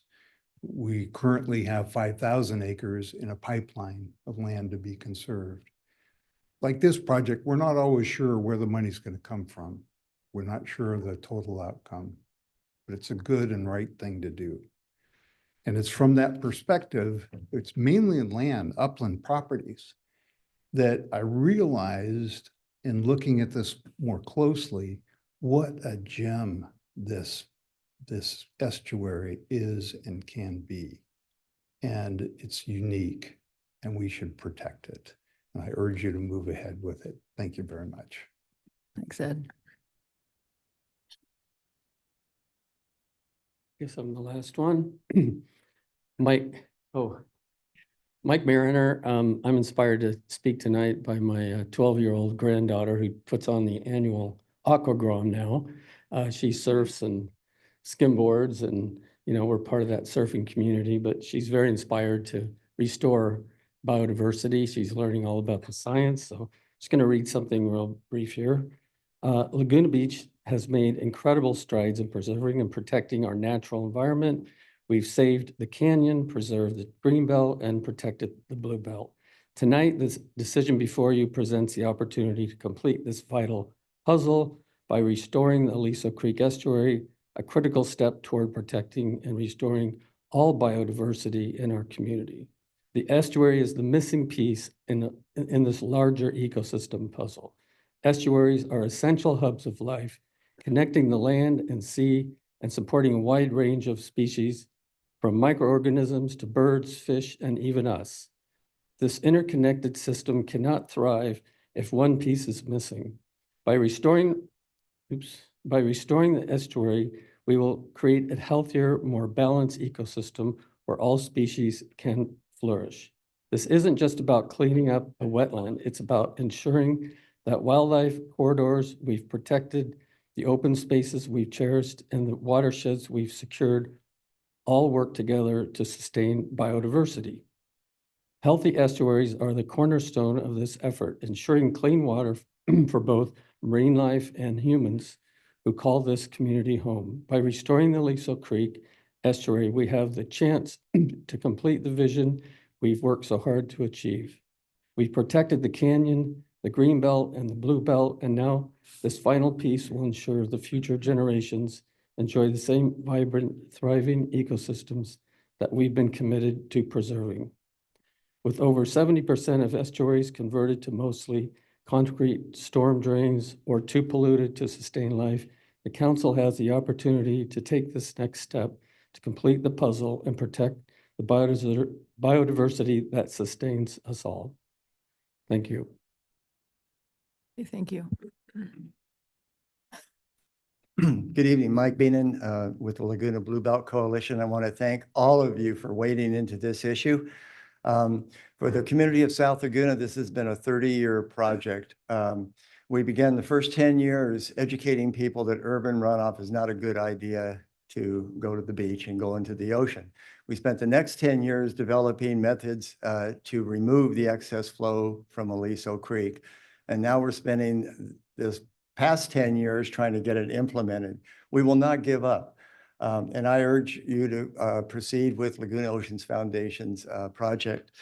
I want you to realize Main Beach is on a berm, and Aliso Creek is diverted, or not Aliso Creek, Laguna Creek is diverted to protect Main Beach. And the summer urban runoff in Laguna Creek is sent to the coastal treatment plant. Habitats require a certain amount of water. If there's no water, things die. If there's too much, it floods and everything washes out. I would urge you to go to the San Mateo Creek estuary down by Trestles, and you'll see an estuary fully functional. The San Mateo watershed is the same size as the Aliso watershed, and it gives us a benchmark for understanding how these estuaries operate. I would also remind you that the Coastal Commission has found that the destruction of the beach berm violates the Coastal Act. There needs to be a development permit to do that. And that I would also ask you to consider what it's like for the whales that migrate very close to the shore on their return with their juveniles on the way back from the Baja to Alaska. They have to swim in that water. I have to swim in that water. I don't swim at Aliso Beach. I go to North Laguna to swim because I don't want to swim in polluted water. There's regional families that come to Aliso Beach from disadvantaged communities. They aren't aware that that water is contaminated. And I think it's really a disservice for us not to protect our visitors. There are sustainable solutions to this. In 2014, a $2.8 million facility was built at the coastal treatment plant to remove the excess urban runoff. You can look it up. There's a 2008 environmental impact report that determined the proper flow in the creek is about 900,000 gallons a day. Right now, the creek is flowing at 2, 3, 4 million gallons a day. The U.S. Fish and Wildlife Service has also designated the Aliso area for tidewater goby. Once the estuary is restored, there's going to be fish in there. The fish will eat the mosquitoes.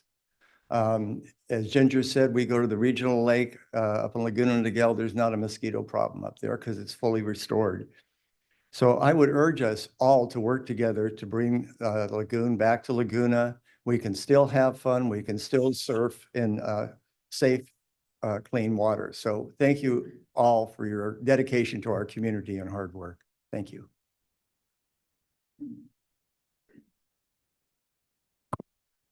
Good evening, Karen Schwager. This is a big, small problem.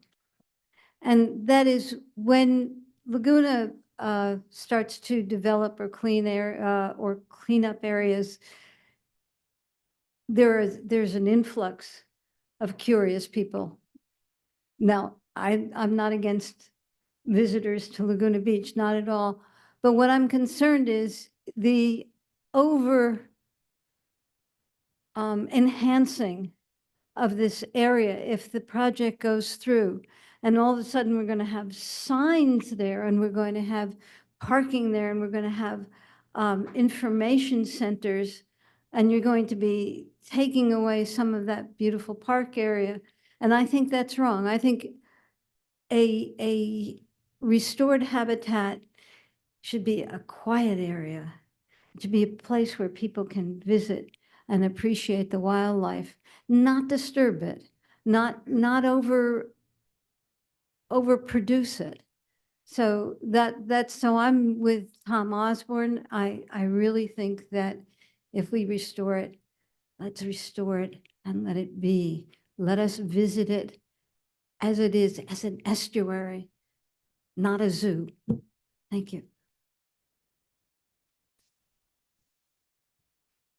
Good evening. My name's Robert McMahon. I've lived in town since I was 6 months old. I grew up on the beach. I've lived on Aliso Circle. I'm president of the Aliso Circle Improvement Association, and that's a novel concept to improve things. But we try, and that's what you guys got to keep doing, is trying. I thought you bit off a whole lot when you took over that beach, and you have. And, you know, rightfully so. It's our beach. We get everything, and then the toilet flushes. That's where we are. We're whoosh. That's it. It's gone. Okay. So realistically, I've sat for 37 years on the same canyon. On the 4th of July, the parking lot flooded out. At 3 o'clock, there's 150 people got washed off the beach. Circumstances have changed. When I was in college, back at UCSB, there was a way of determining whether spaghetti was done. You just throw it up on the backboard of the stove, and some would stick, some would not. Part of this, there's a lot of spaghetti in this project. I've written a 4-page letter. I've tried to go through specific components of the project that are of concern. It's not undoable. The parking on the north side of the creek, eliminating parking in one spot and then just moving it right under our nose, it's gonna bring one, if not two, traffic signals. There's gonna be pedestrians that are trying to cross over. Those are specific things that are elements of the plan that really should be looked at before you move forward with it. The bridge, elimination of the Arundo, I think that's great. Control of the mosquitoes, that's something to be looked into. To eliminate that Arundo, you're going to have to go all the way up the creek to its source, because the way that stuff propagates, I know in Tasmania, they went ahead and had controlled burns just to get rid of it. And that was, Ann Christoph remarked, you either put a pesticide in it or you burn it. Or you've got to over excavate it, but it's going to come back, and you know, we'll just keep trying. But the fact is, if something's not done, nothing will get done. I have not experienced any bad sewer smells. When I first bought the house when I was 27, somebody said, "Why would you buy on that creek?" And I got to tell you, you can't believe how beautiful it is to go out there at night and enjoy the quiet. And it's magic. So keep trying.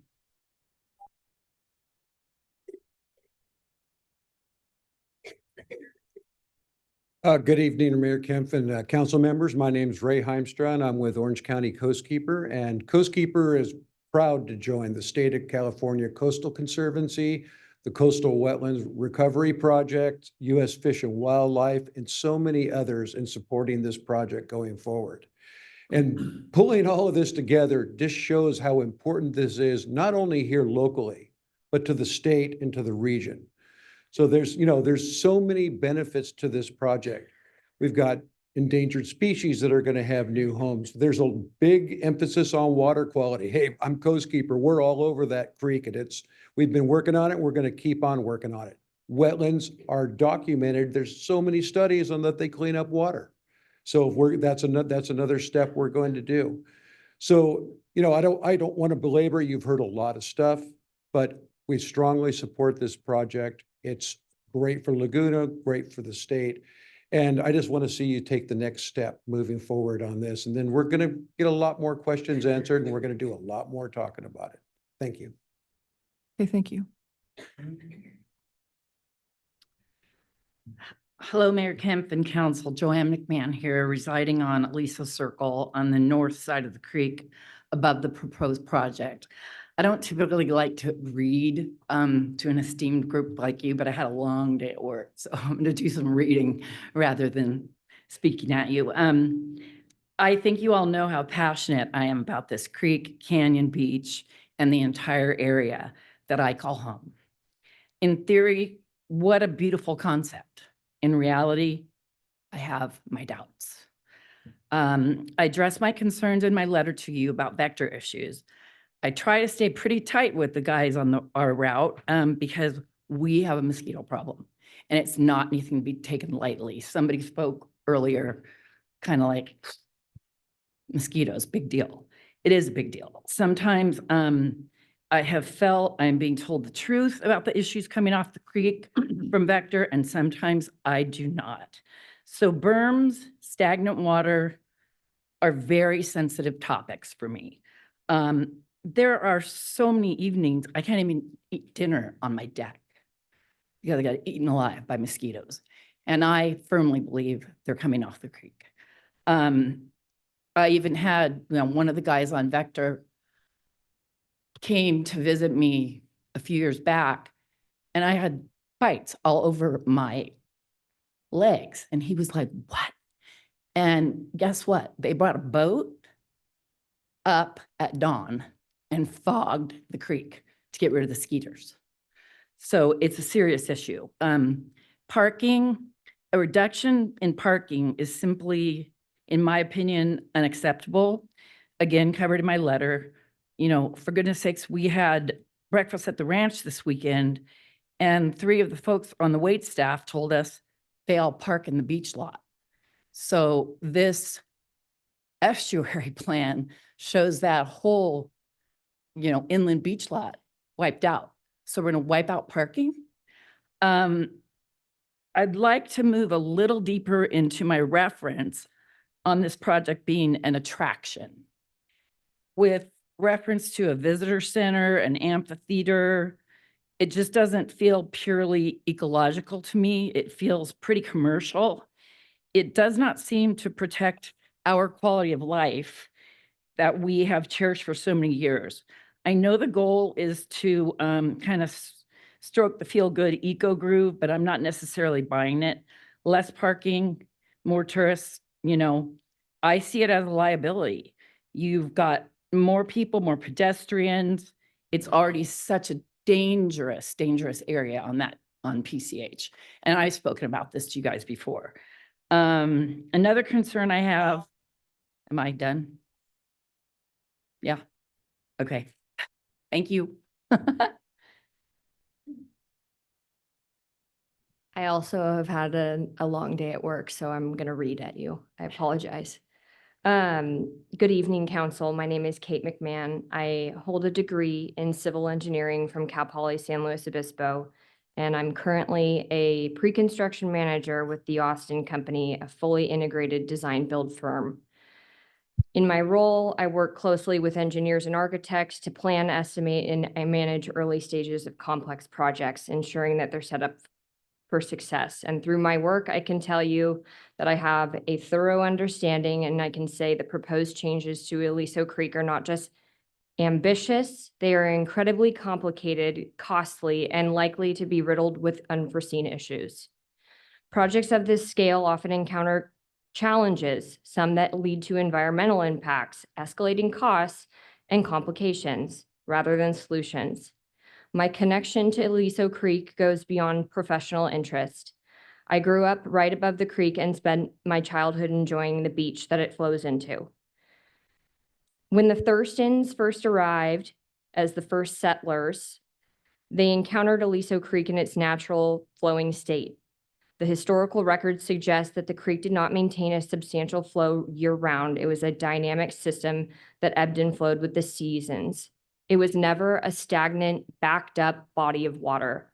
I will attest, like, I know my mom might have emailed you a lot of times about vector control and mosquitoes. It's real. When it's backed up, it is just, it gets so buggy. The current proposal to modify the creek into a stagnant estuary is a significant departure from its natural and historical conditions. Rather than restoring the creek, this plan fundamentally alters its behavior, contradicting to the intent of a restoration. The true restoration would encourage the creek to flow in its natural patterns, which we can't just do that with the amount of water that comes to it now. But pollution buildup, I mean, that water is gross. It's just going to back up and stay gross and get more gross if it stays backed up. Invasive species and increased mosquito breeding. If the goal, yeah, I'll take it from, that's good for now. Thanks.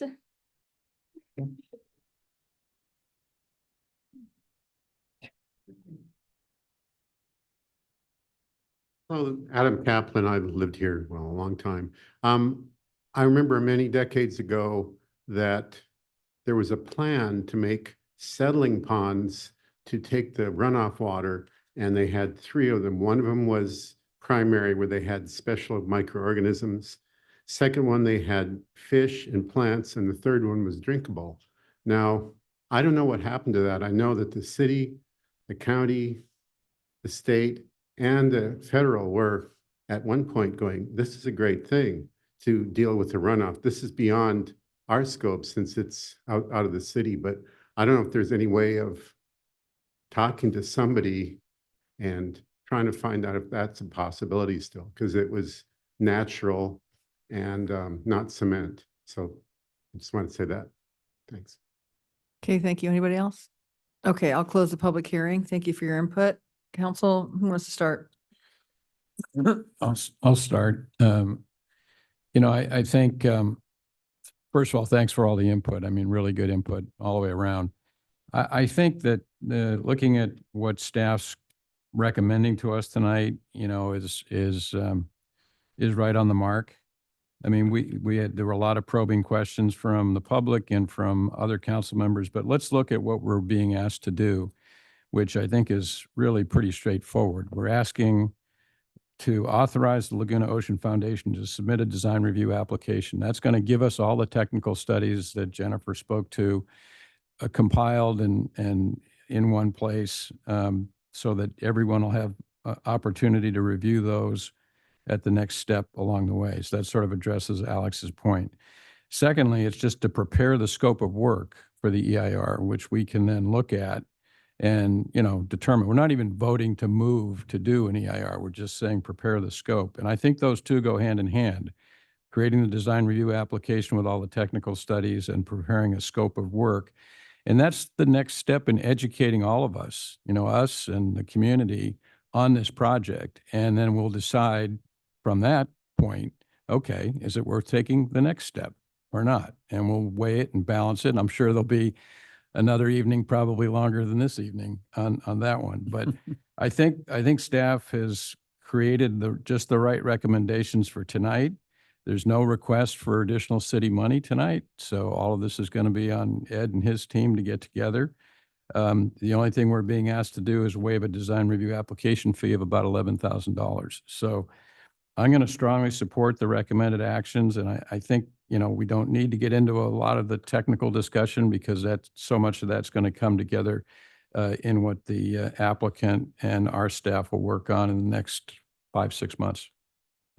Yeah, I agree with all of what Bob has said, actually. And I gotta say, I've been rewatching The Lord of the Rings recently, and I'm reminded of that trilogy as I go through this process because it's so complicated and there's so many hazards and so many unknowns and so many twists and turns.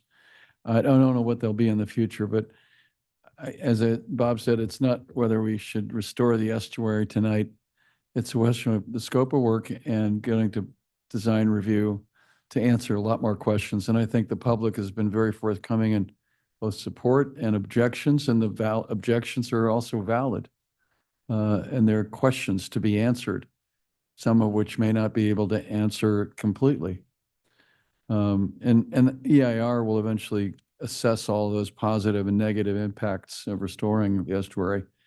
But I think we are obligated to restore riparian habitats, restore nature where we've destroyed it. And we've done a lot of destruction over the time we've been on Earth. And I think we're obligated to bring nature back, because as Judy described, 35,000 species a year, that seems extraordinary, but it's probably accurate.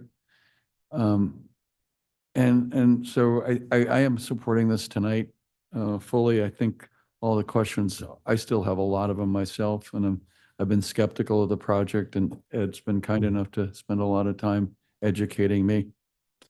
I will be supporting the project tonight. Thank you.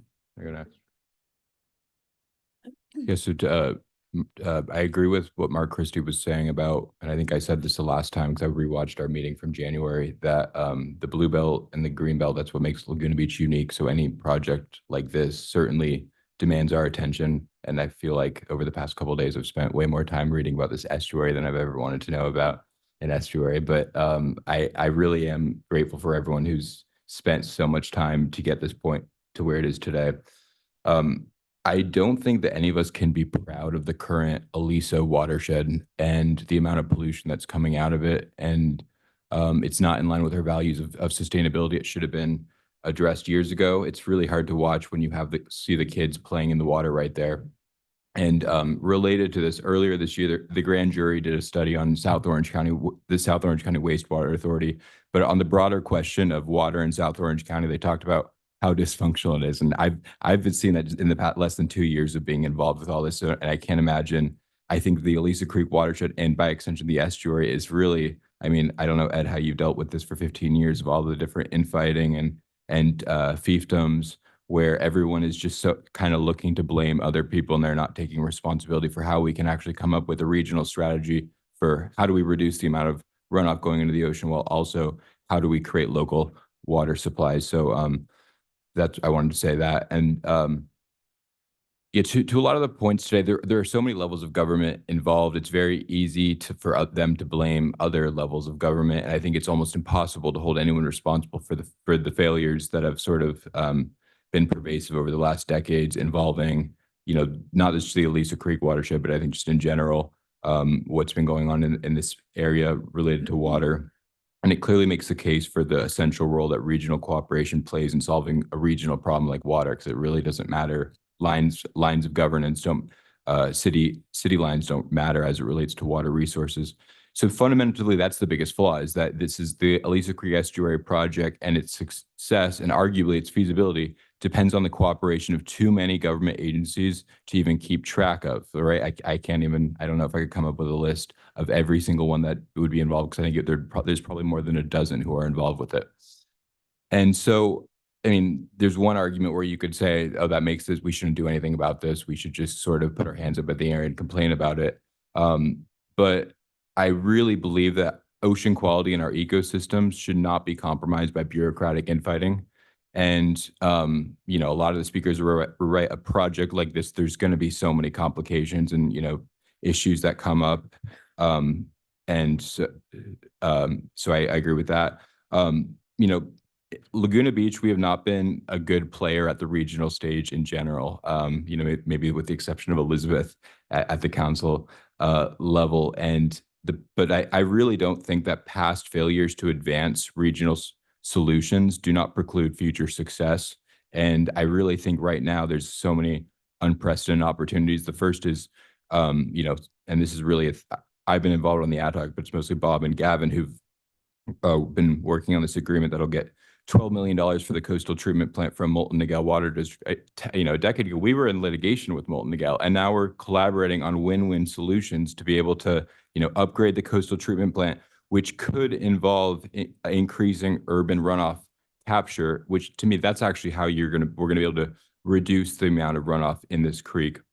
So I want to give credit to Bob on that, because I just think that's so exciting. And I hope it is a new day in South Orange County where we're able to be focusing on common sense solutions like this, including the coastal treatment plant, the technologies that we can create there that can really help solve this runoff problem.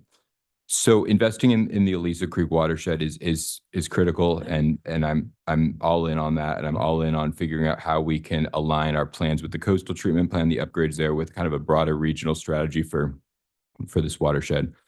I really believe that until we reduce the amount of dry flow going through the creek, this is to the skim borders question, the breaching of the berm is a moot point, because as you know, it's a question of physics. It's going to get out regardless. So it's a question of when it does. So I don't see the impact of pollution if we were to stop breaching the berm. That's related to a different issue, but I'm just saying that now.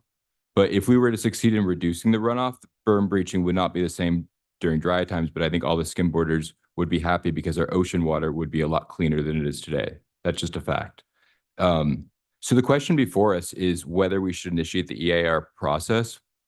And I think I would like to look at,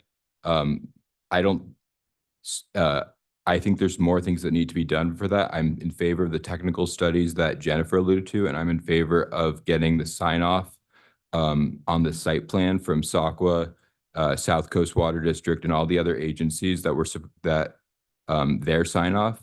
And then I think it should, I don't think design review is the right place for this project. I think it should come to us because it's really a capital improvement project. And with the technical studies, with the sign-offs from the relevant agencies, and then at that point, then I would be in favor of proceeding with the EIR. But I don't see. So I don't know, Ed, what you think about the timing of those technical studies. What would that be?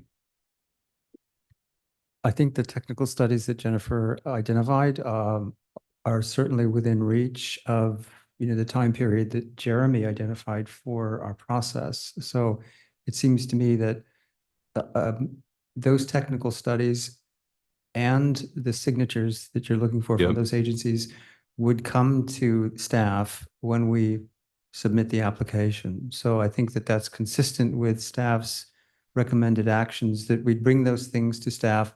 They would deem the application complete at that time.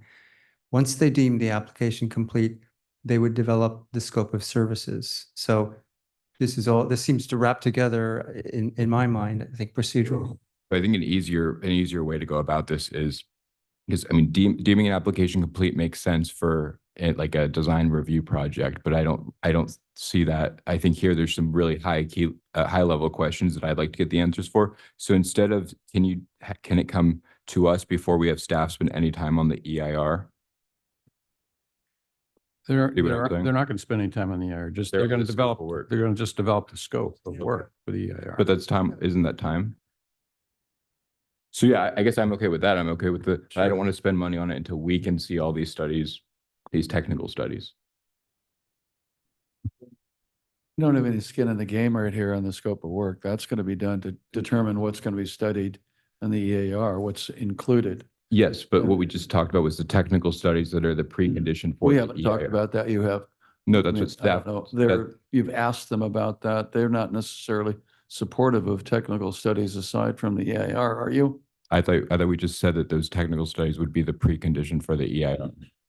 It is, they would be part of the application submittal. Yeah, so we're talking about the same thing. Okay, so it's not included in the EIR. It's a separate study that you guys are paying for? Okay. I'm clear. Is that, how many are there? I mean, the hydrology study, what are we talking about? These studies are included in the EIR. So what happens here, I mean, the major cost of an EIR is the technical studies.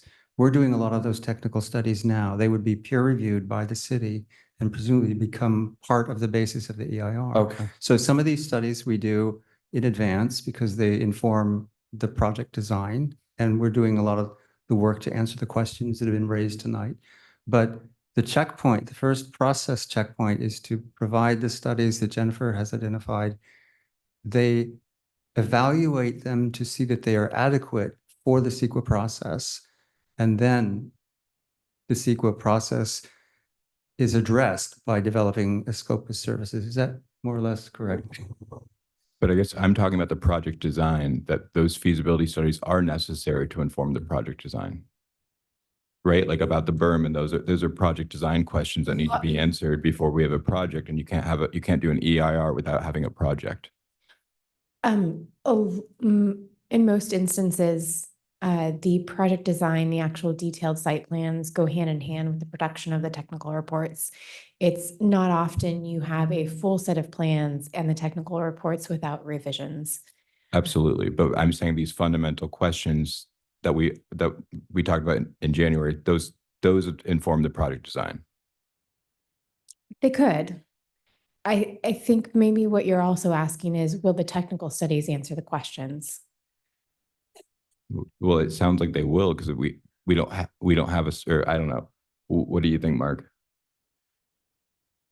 We're back to the issues that are a part of the scope. Correct? That's why I keep trying to circle back to what is included in those pre-scope issues. Yeah. So would that alleviate Alex's concerns? I think we are, Alex, Councilmember Ragnagi, talking about the same things, where there are technical studies, there are plan sets, and there's an EIR, and there's a process for all of them to be incorporated into that final EIR. So that will be included in the scope of work. We'll understand more accurately what these studies are about in the scope of work. You could. So the first step is the application, which includes the plans and the technical studies. The second step would be to consider what has been submitted so that informs the draft scope of work for the EIR. Okay. And then incorporate that into an RFP to produce an EIR. But we're asked tonight to approve the scope of work. No. That's what To authorize authorize. the middle of the application to get to that point. Jennifer, I can jump in quickly and just add that the procedure we've outlined this will come back 2 more times to city council Right. before an EIR commenced. Okay. We'll have more information. We'll have the resolution, certainly message received from the public, message received from the council in understanding the other stakeholders and the outstanding questions. So we'll vet those. We'll have more clarity on those. And again, 2 more times before Yeah. that EIR starts. So Thank you. the first time will be the completed application, right? Which will include all the studies and the sign off on like what level of site plan, like 30%, or what are you envisioning?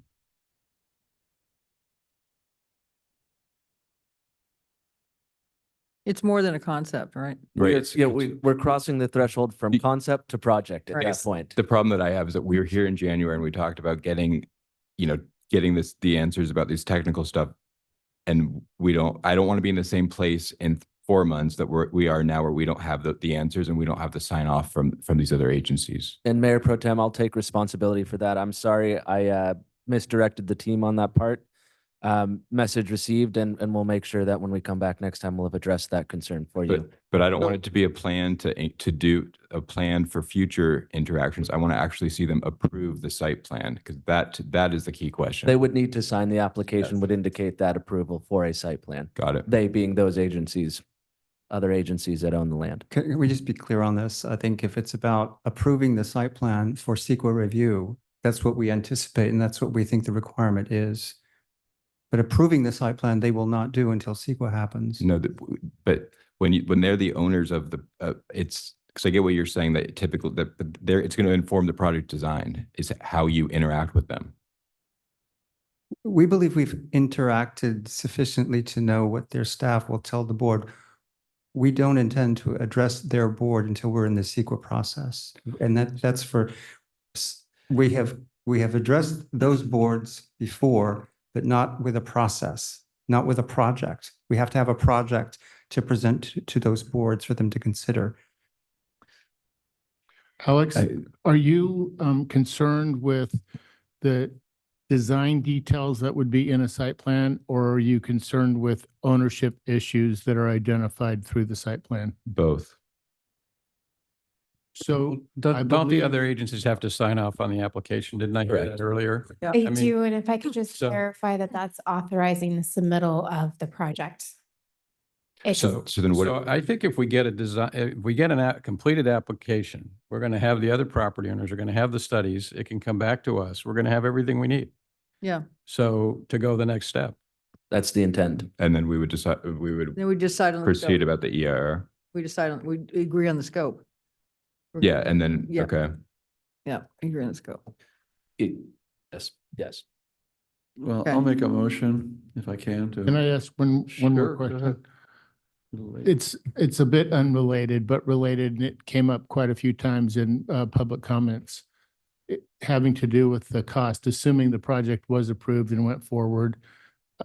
How does your organization plan on funding the estuary if it was to move forward?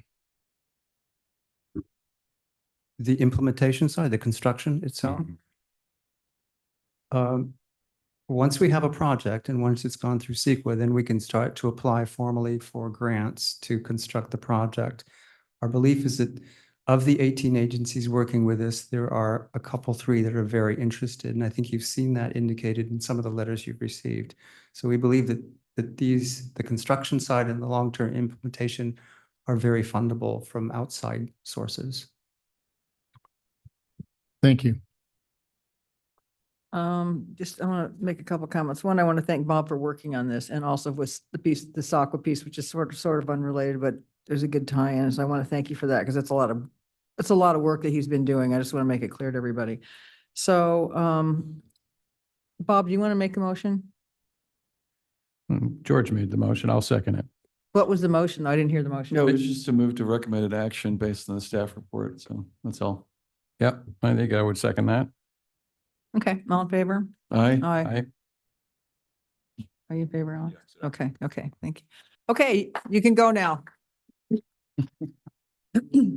Not you, not you.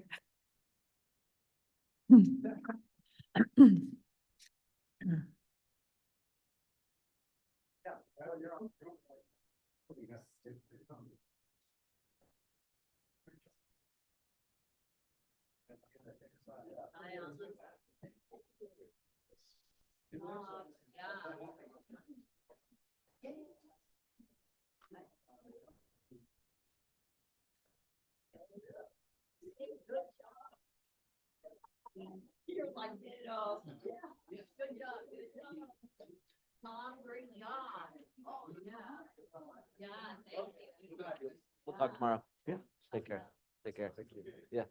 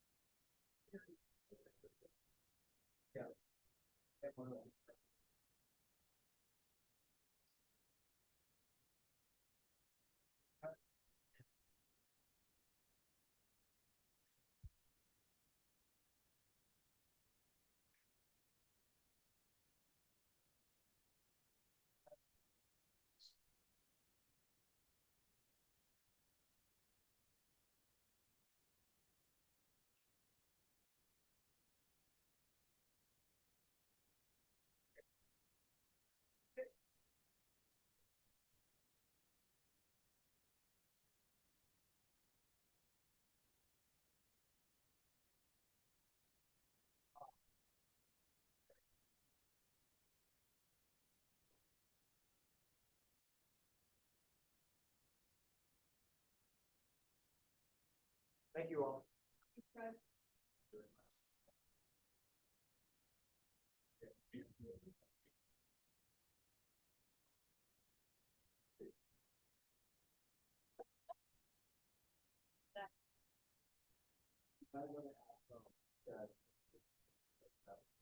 I can do it.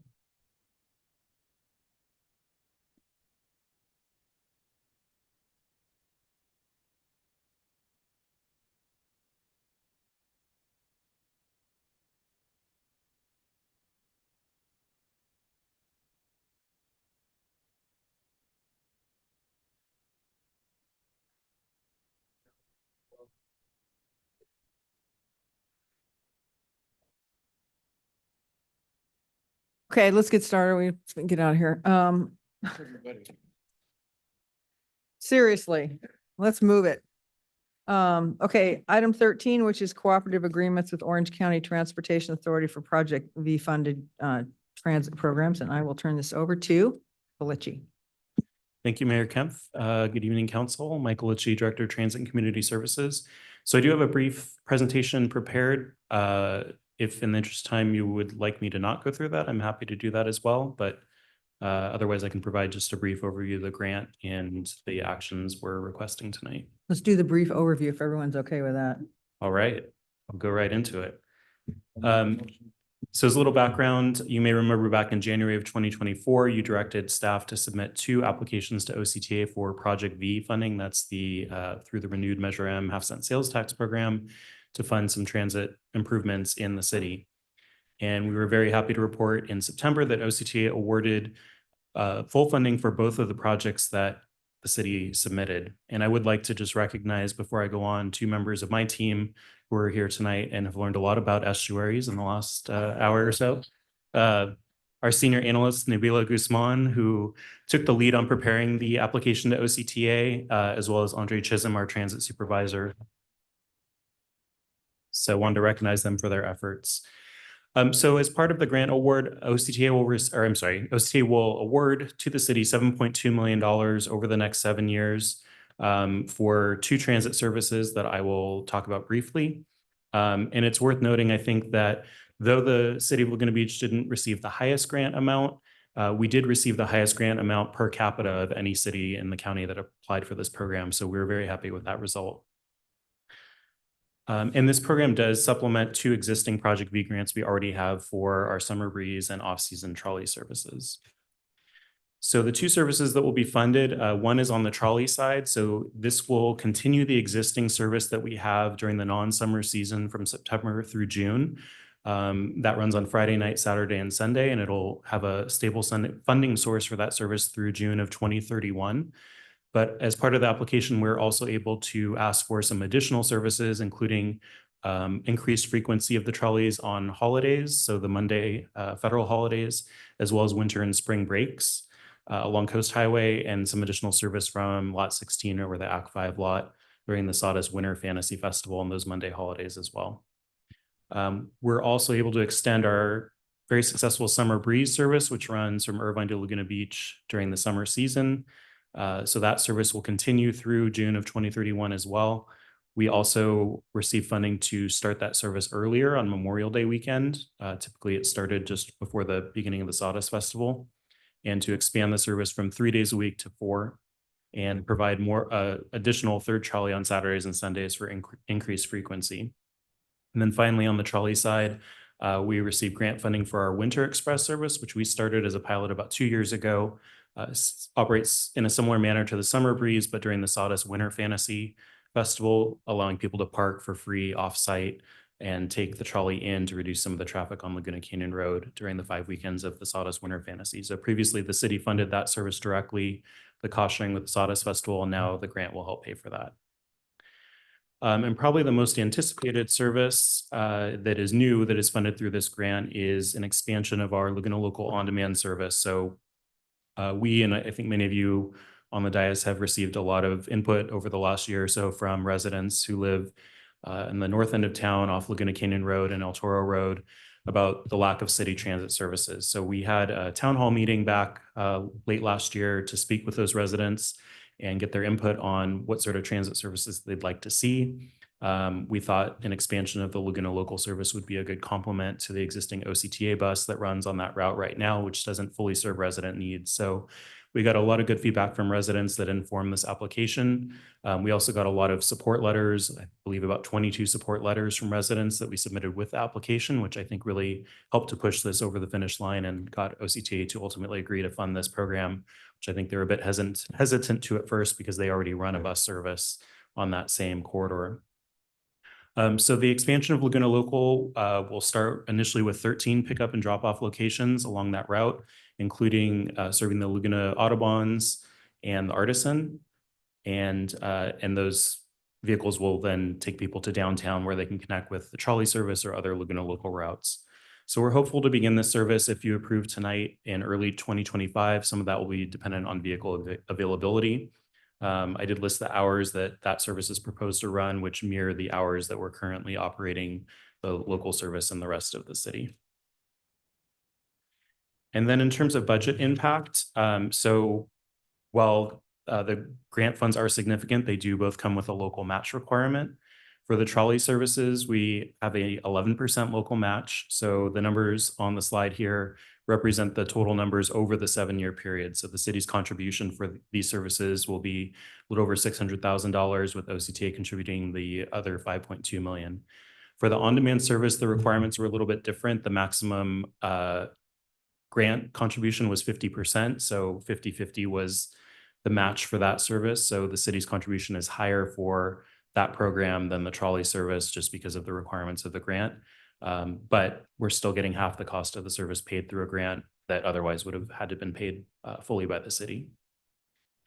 So to initiate these services for the remainder of the current fiscal year, we're asking for an appropriation of $445,000 to the transit fund from the parking fund. However, it's worth noting that that $445,000 will be offset by additional grant revenue. So the actual city contribution for the remainder of the fiscal year will be just under $200,000. And we do have sufficient available balance on the parking fund to fund that appropriation. So you have a total of 6 recommendations before you tonight, basically just authorizing staff to enter into cooperative agreements with OCTA for both of those grant programs. We haven't received the cooperative agreement template from OCTA just yet, but we expect pretty standard terms similar to our existing agreements. And obviously the city attorney's office and staff will review those to make sure that we're comfortable before signing those. We are also asking for authority to amend our contract with Laz Parking, which is our contracted transit operator, to expand their scope of work and budget to provide these additional services. And then finally, the amendment to the budget to appropriate the additional funds for the remainder of the fiscal year. With that, I'm happy to answer any questions. Michael, there was just one question back on the schedule for this, for the on-demand. Wondered if this was a typo. So on the summer hours, does it not run on Saturday? Oh yeah, Sunday or that's my Friday? mistake. Yeah. I had it Monday through Sunday initially and Yeah, changed it. so it'll run It's 7 7 days a week. Yeah, okay. thank you for That's what I catching that. thought. Apologize Oh, for that the error. lawyer, here comes the Yeah. lawyer. Michael, I want to commend you on this work. It's excellent. You did a great job getting, this is a lot of money we got for a city our size. And for the transportation, people who run the transportation system around here, it's pretty darn good. Thank you. Yeah, really good. Anybody else want to make any comments? Yeah, Michael, do we know how many of our residents have the app for this, like who have an account? I don't have the raw number. I do know that when we've looked in the past, somewhere around 80 to 85% of people do book rides using the app. You're also able to call into our dispatch line. I didn't know that. Okay. Yeah, so the majority of people are booking via the app, and we do recommend that. However, if you don't have the app or you don't have a smartphone or you're not comfortable using it, we do have quite a few people who call into our dispatch, and then the dispatcher can book it over the phone. So I guess a better question would be, do we have a ballpark estimate of how many of our residents are using this? Total number, I don't have a number of individual users tonight, but I can look at that information. We can see how many people are registered in the system. I think that's, I mean, I always tell people about this because I'm always writing it, and everyone is so excited, but a lot of people just don't know about this. And I think that's going to be the key is just increasing the awareness of it. So I don't know if that's a metric that we could start to track, is how many people. And I also wonder the other thing I've heard is that it's so like if you were to increase the hours from 8 a.m. to 8 p.m. hypothetically, it might be a small amount of money, but in terms of the amount of people who would regularly ride it, it might be more, because if you're not going to ride it if it's not something that that's operating on a regular basis, even though it is. But just so I know, that's something that I think we could consider. But I really think that it's an underutilized service, and I hope we can work with Cassie's team and figure out how we can get more residents to be riding this. Well, we had, I think there's a way you can tell, we can find out how many downloads we've had. Yeah, I can definitely follow up and send an email to council with that information of how many unique users there are. Yeah, that's So what we need. I'll look that up and That'd be good send enough. it We out. had a lot of boardings. We had 63,000 boardings last year. On the trolley. No, that was the. No, on the on-demand. really? I think it was even On-demand. higher than The that. Okay. on-demand had 63,000 Yeah. wording. But I want to keep, every month we should be getting more, because eventually we get to the point where we have, like, maybe people pay a nominal fee. And then you could have this have it even expanded hours where it's just like, I mean, the more people are using it, I think it's going to be better for all of us, because it's really an opportunity where you don't need to have a car in Laguna Beach. So I'm grateful for all the work that's been done. Yeah, so we did do an analysis, or in the process of doing analysis of boardings by hour for last summer, because we Okay. expanded the hours. So we can come back with that information. That'll help inform future expansion. Great, thank you. Michael, great work, and I second the mayor's comments about your work on this and getting money for the city and the job you've done overall in transportation. I had a question about the Summer Breeze program. Is there anything you've learned about the increase in people that are taking it, as to why the increase, and is it just more awareness of it, or? Yes, Councilmember Weiss, I think there's a couple things, and we do have a survey that we are required to put out for as part of the grant requirement. So we got some good information through that. I think the biggest incentive for people, two biggest incentives: one, not having to pay for parking because they park for free in Irvine. Yeah. The second is not having to sit or to fight the traffic. So trolley is sitting in the same traffic that cars are, but the stress of having to drive through that traffic up Laguna Canyon Road and then find a place to park once you get into town. Those are the two main drivers of it. And most people who are taking it are coming to one of the festivals. We do also get some people coming to the beach as well, but most people are coming to one of the art festivals. Yeah. So it's destination driven. My other question is on your plan, or city's plan related to this, is we're going to go electric, and I know we talked about the trolleys going electric. What's the plan for that? If Jeremy is it, I mean. Sure, I can address that. Yeah. So currently the on-demand vehicles we use, or the majority of them, are hybrid electric vehicles. And those vehicles are owned by the contractor, not by the city. Okay. And that will be the case with these 3 additional vehicles. On the trolley side, we are looking to move to electric. So we'll be coming back to you within the next couple of months. We have 4 trolleys that are due for replacement. And so we're looking to replace at least 2 of those with electric to basically test them out and see how they perform here with our topography, and answer some questions before we make a larger EV purchase. And also because Public Works is working on a larger implementation plan, and we don't want to purchase a lot of new trolleys before we have a reliable way to charge them. So the infrastructure piece of that is going to be important, particularly for the trolleys, of having a sufficient number of chargers that we can use to keep that fleet running. But we are, as I said, within the next couple of months, going to come to council with a recommendation to put out an RFP to purchase at least 2 electric trolleys. Thank you. Anybody else? Okay, open the public hearing. Okay, Judy. It's late. I know, I'm here for the Environmental Sustainability Committee. So Kate Chang, our high school liaison, went to the high school students and asked what transportation methods they take with the high school. And this was the number 1. And so there was good news that they were taking this, but then the bad news was they're taking it all the time. And she came up with something like 3,200 trips or something that she could get. And I don't know where she got that from, but we'd love to see the data. And that the fear is it's taking it away from, seniors or other folks that might need to be using it. And that now that there's this influx of money, maybe there's some other form of transportation for the high school kids, since this is their preference and it's working for them, and that it would be an electric vehicle. So I stayed because I told the ESC I would convey this information to you. Okay. So good night, and thank you very much. Okay, thanks, Judy. Anybody else? Okay, I'll close the public hearing. Oh, she pops up. I did. I just want to thank staff and the city council for supporting it, because as many of you know, I now live out in the unserviced area, and I hear it from the residents there in addition to what staff already hears. So I know the community appreciates the city recognizing that they have members out there that would like to come into town sometimes without having to drive and find parking. So thank you. Yeah.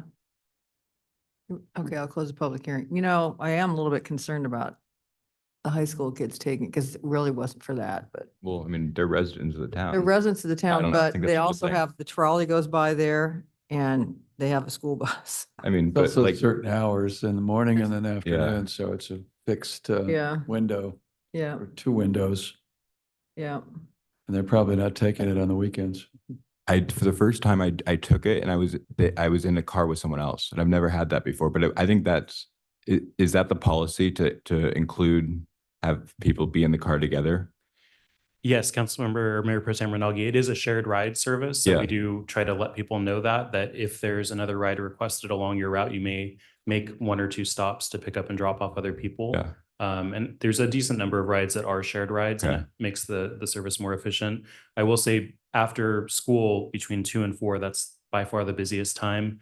Usually our wait times are under 10 minutes. They get higher during that time, but almost all of those rides from the high school and the middle school, the vehicles are full of 4 or 5 people because they're all coming from the same location. Yeah. No, I like the shared ride. And it was a fun experience to talk to the other person. I had never had dealt with that before, so I was surprised, but I like it. So it's a more efficient way to use the resource. So thank you. Okay, can I have a motion, please? Move the recommended action. Second. All in favor? Aye. Aye. Okay, are there any council member requests for the next meeting? Yeah. What is it? Well, I was thinking I didn't have enough to do lately. I so- just bring up this discussion of Zoom after the election of November Can I 4th. finish with mine? Oh, absolutely. Sorry. I'd like to request council to consider allowing Alex and I to explore opportunities for advancing government efficiencies, reform, and cost savings. I and Alex also, Alex and I have had a couple of discussions with Dave over the last couple of months, I guess. And I think that there's some ideas that would be worth fetting out a little bit and bringing them back to council. So I think we could achieve it in a couple of months. Supportive. I'll second that. Yeah, I'm good with that. Okay. George? Yeah, my item is just to talk about Zoom again after the election. I'd like to have a discussion on whether we should reinitiate Zoom. Yeah, if we're going to bring that back, I'm fine with bringing it back, but I just don't want us to just, be up here saying yes or no on Zoom. I'd want to have some Yeah, pretty good. it's a discussion. Well, more than a discussion, I'd like to have some pretty good understanding of how it's being done elsewhere. Yeah. And what the experiences have been elsewhere, have there been repeat issues and all, so, Yeah, I think that's what the scope of this would be, because it's only a discussion item. It's not a yes or no anyway. yeah, okay. Thank you. Well, the other thing is I want it made very clear that as Megan has told us that these meetings are a workplace. That's my big concern. That our meetings are a workplace, as you remember. Meetings are a workplace. Right? We had these discussions. right. Yeah. Okay. Yeah, lost. Okay, so, okay, we are adjourned until the 12th of November, 4 PM. Hi, I'm the first item, the continuance. Yeah. We did it at the very beginning of the meeting. I'm sorry? We did it at the very beginning of the meeting. Oh, Oh, sorry you had to stay here that long. Yeah, we were asked by the participants to move it forward. We did. oh, yeah, okay. So all we did was continue it till December. Okay, December good, 10th. Good. Well, I missed that. But that's okay. That's all right. I was back there writing a novel. Oh, my gosh. Okay. All right. Have a good evening. everyone. Thank you.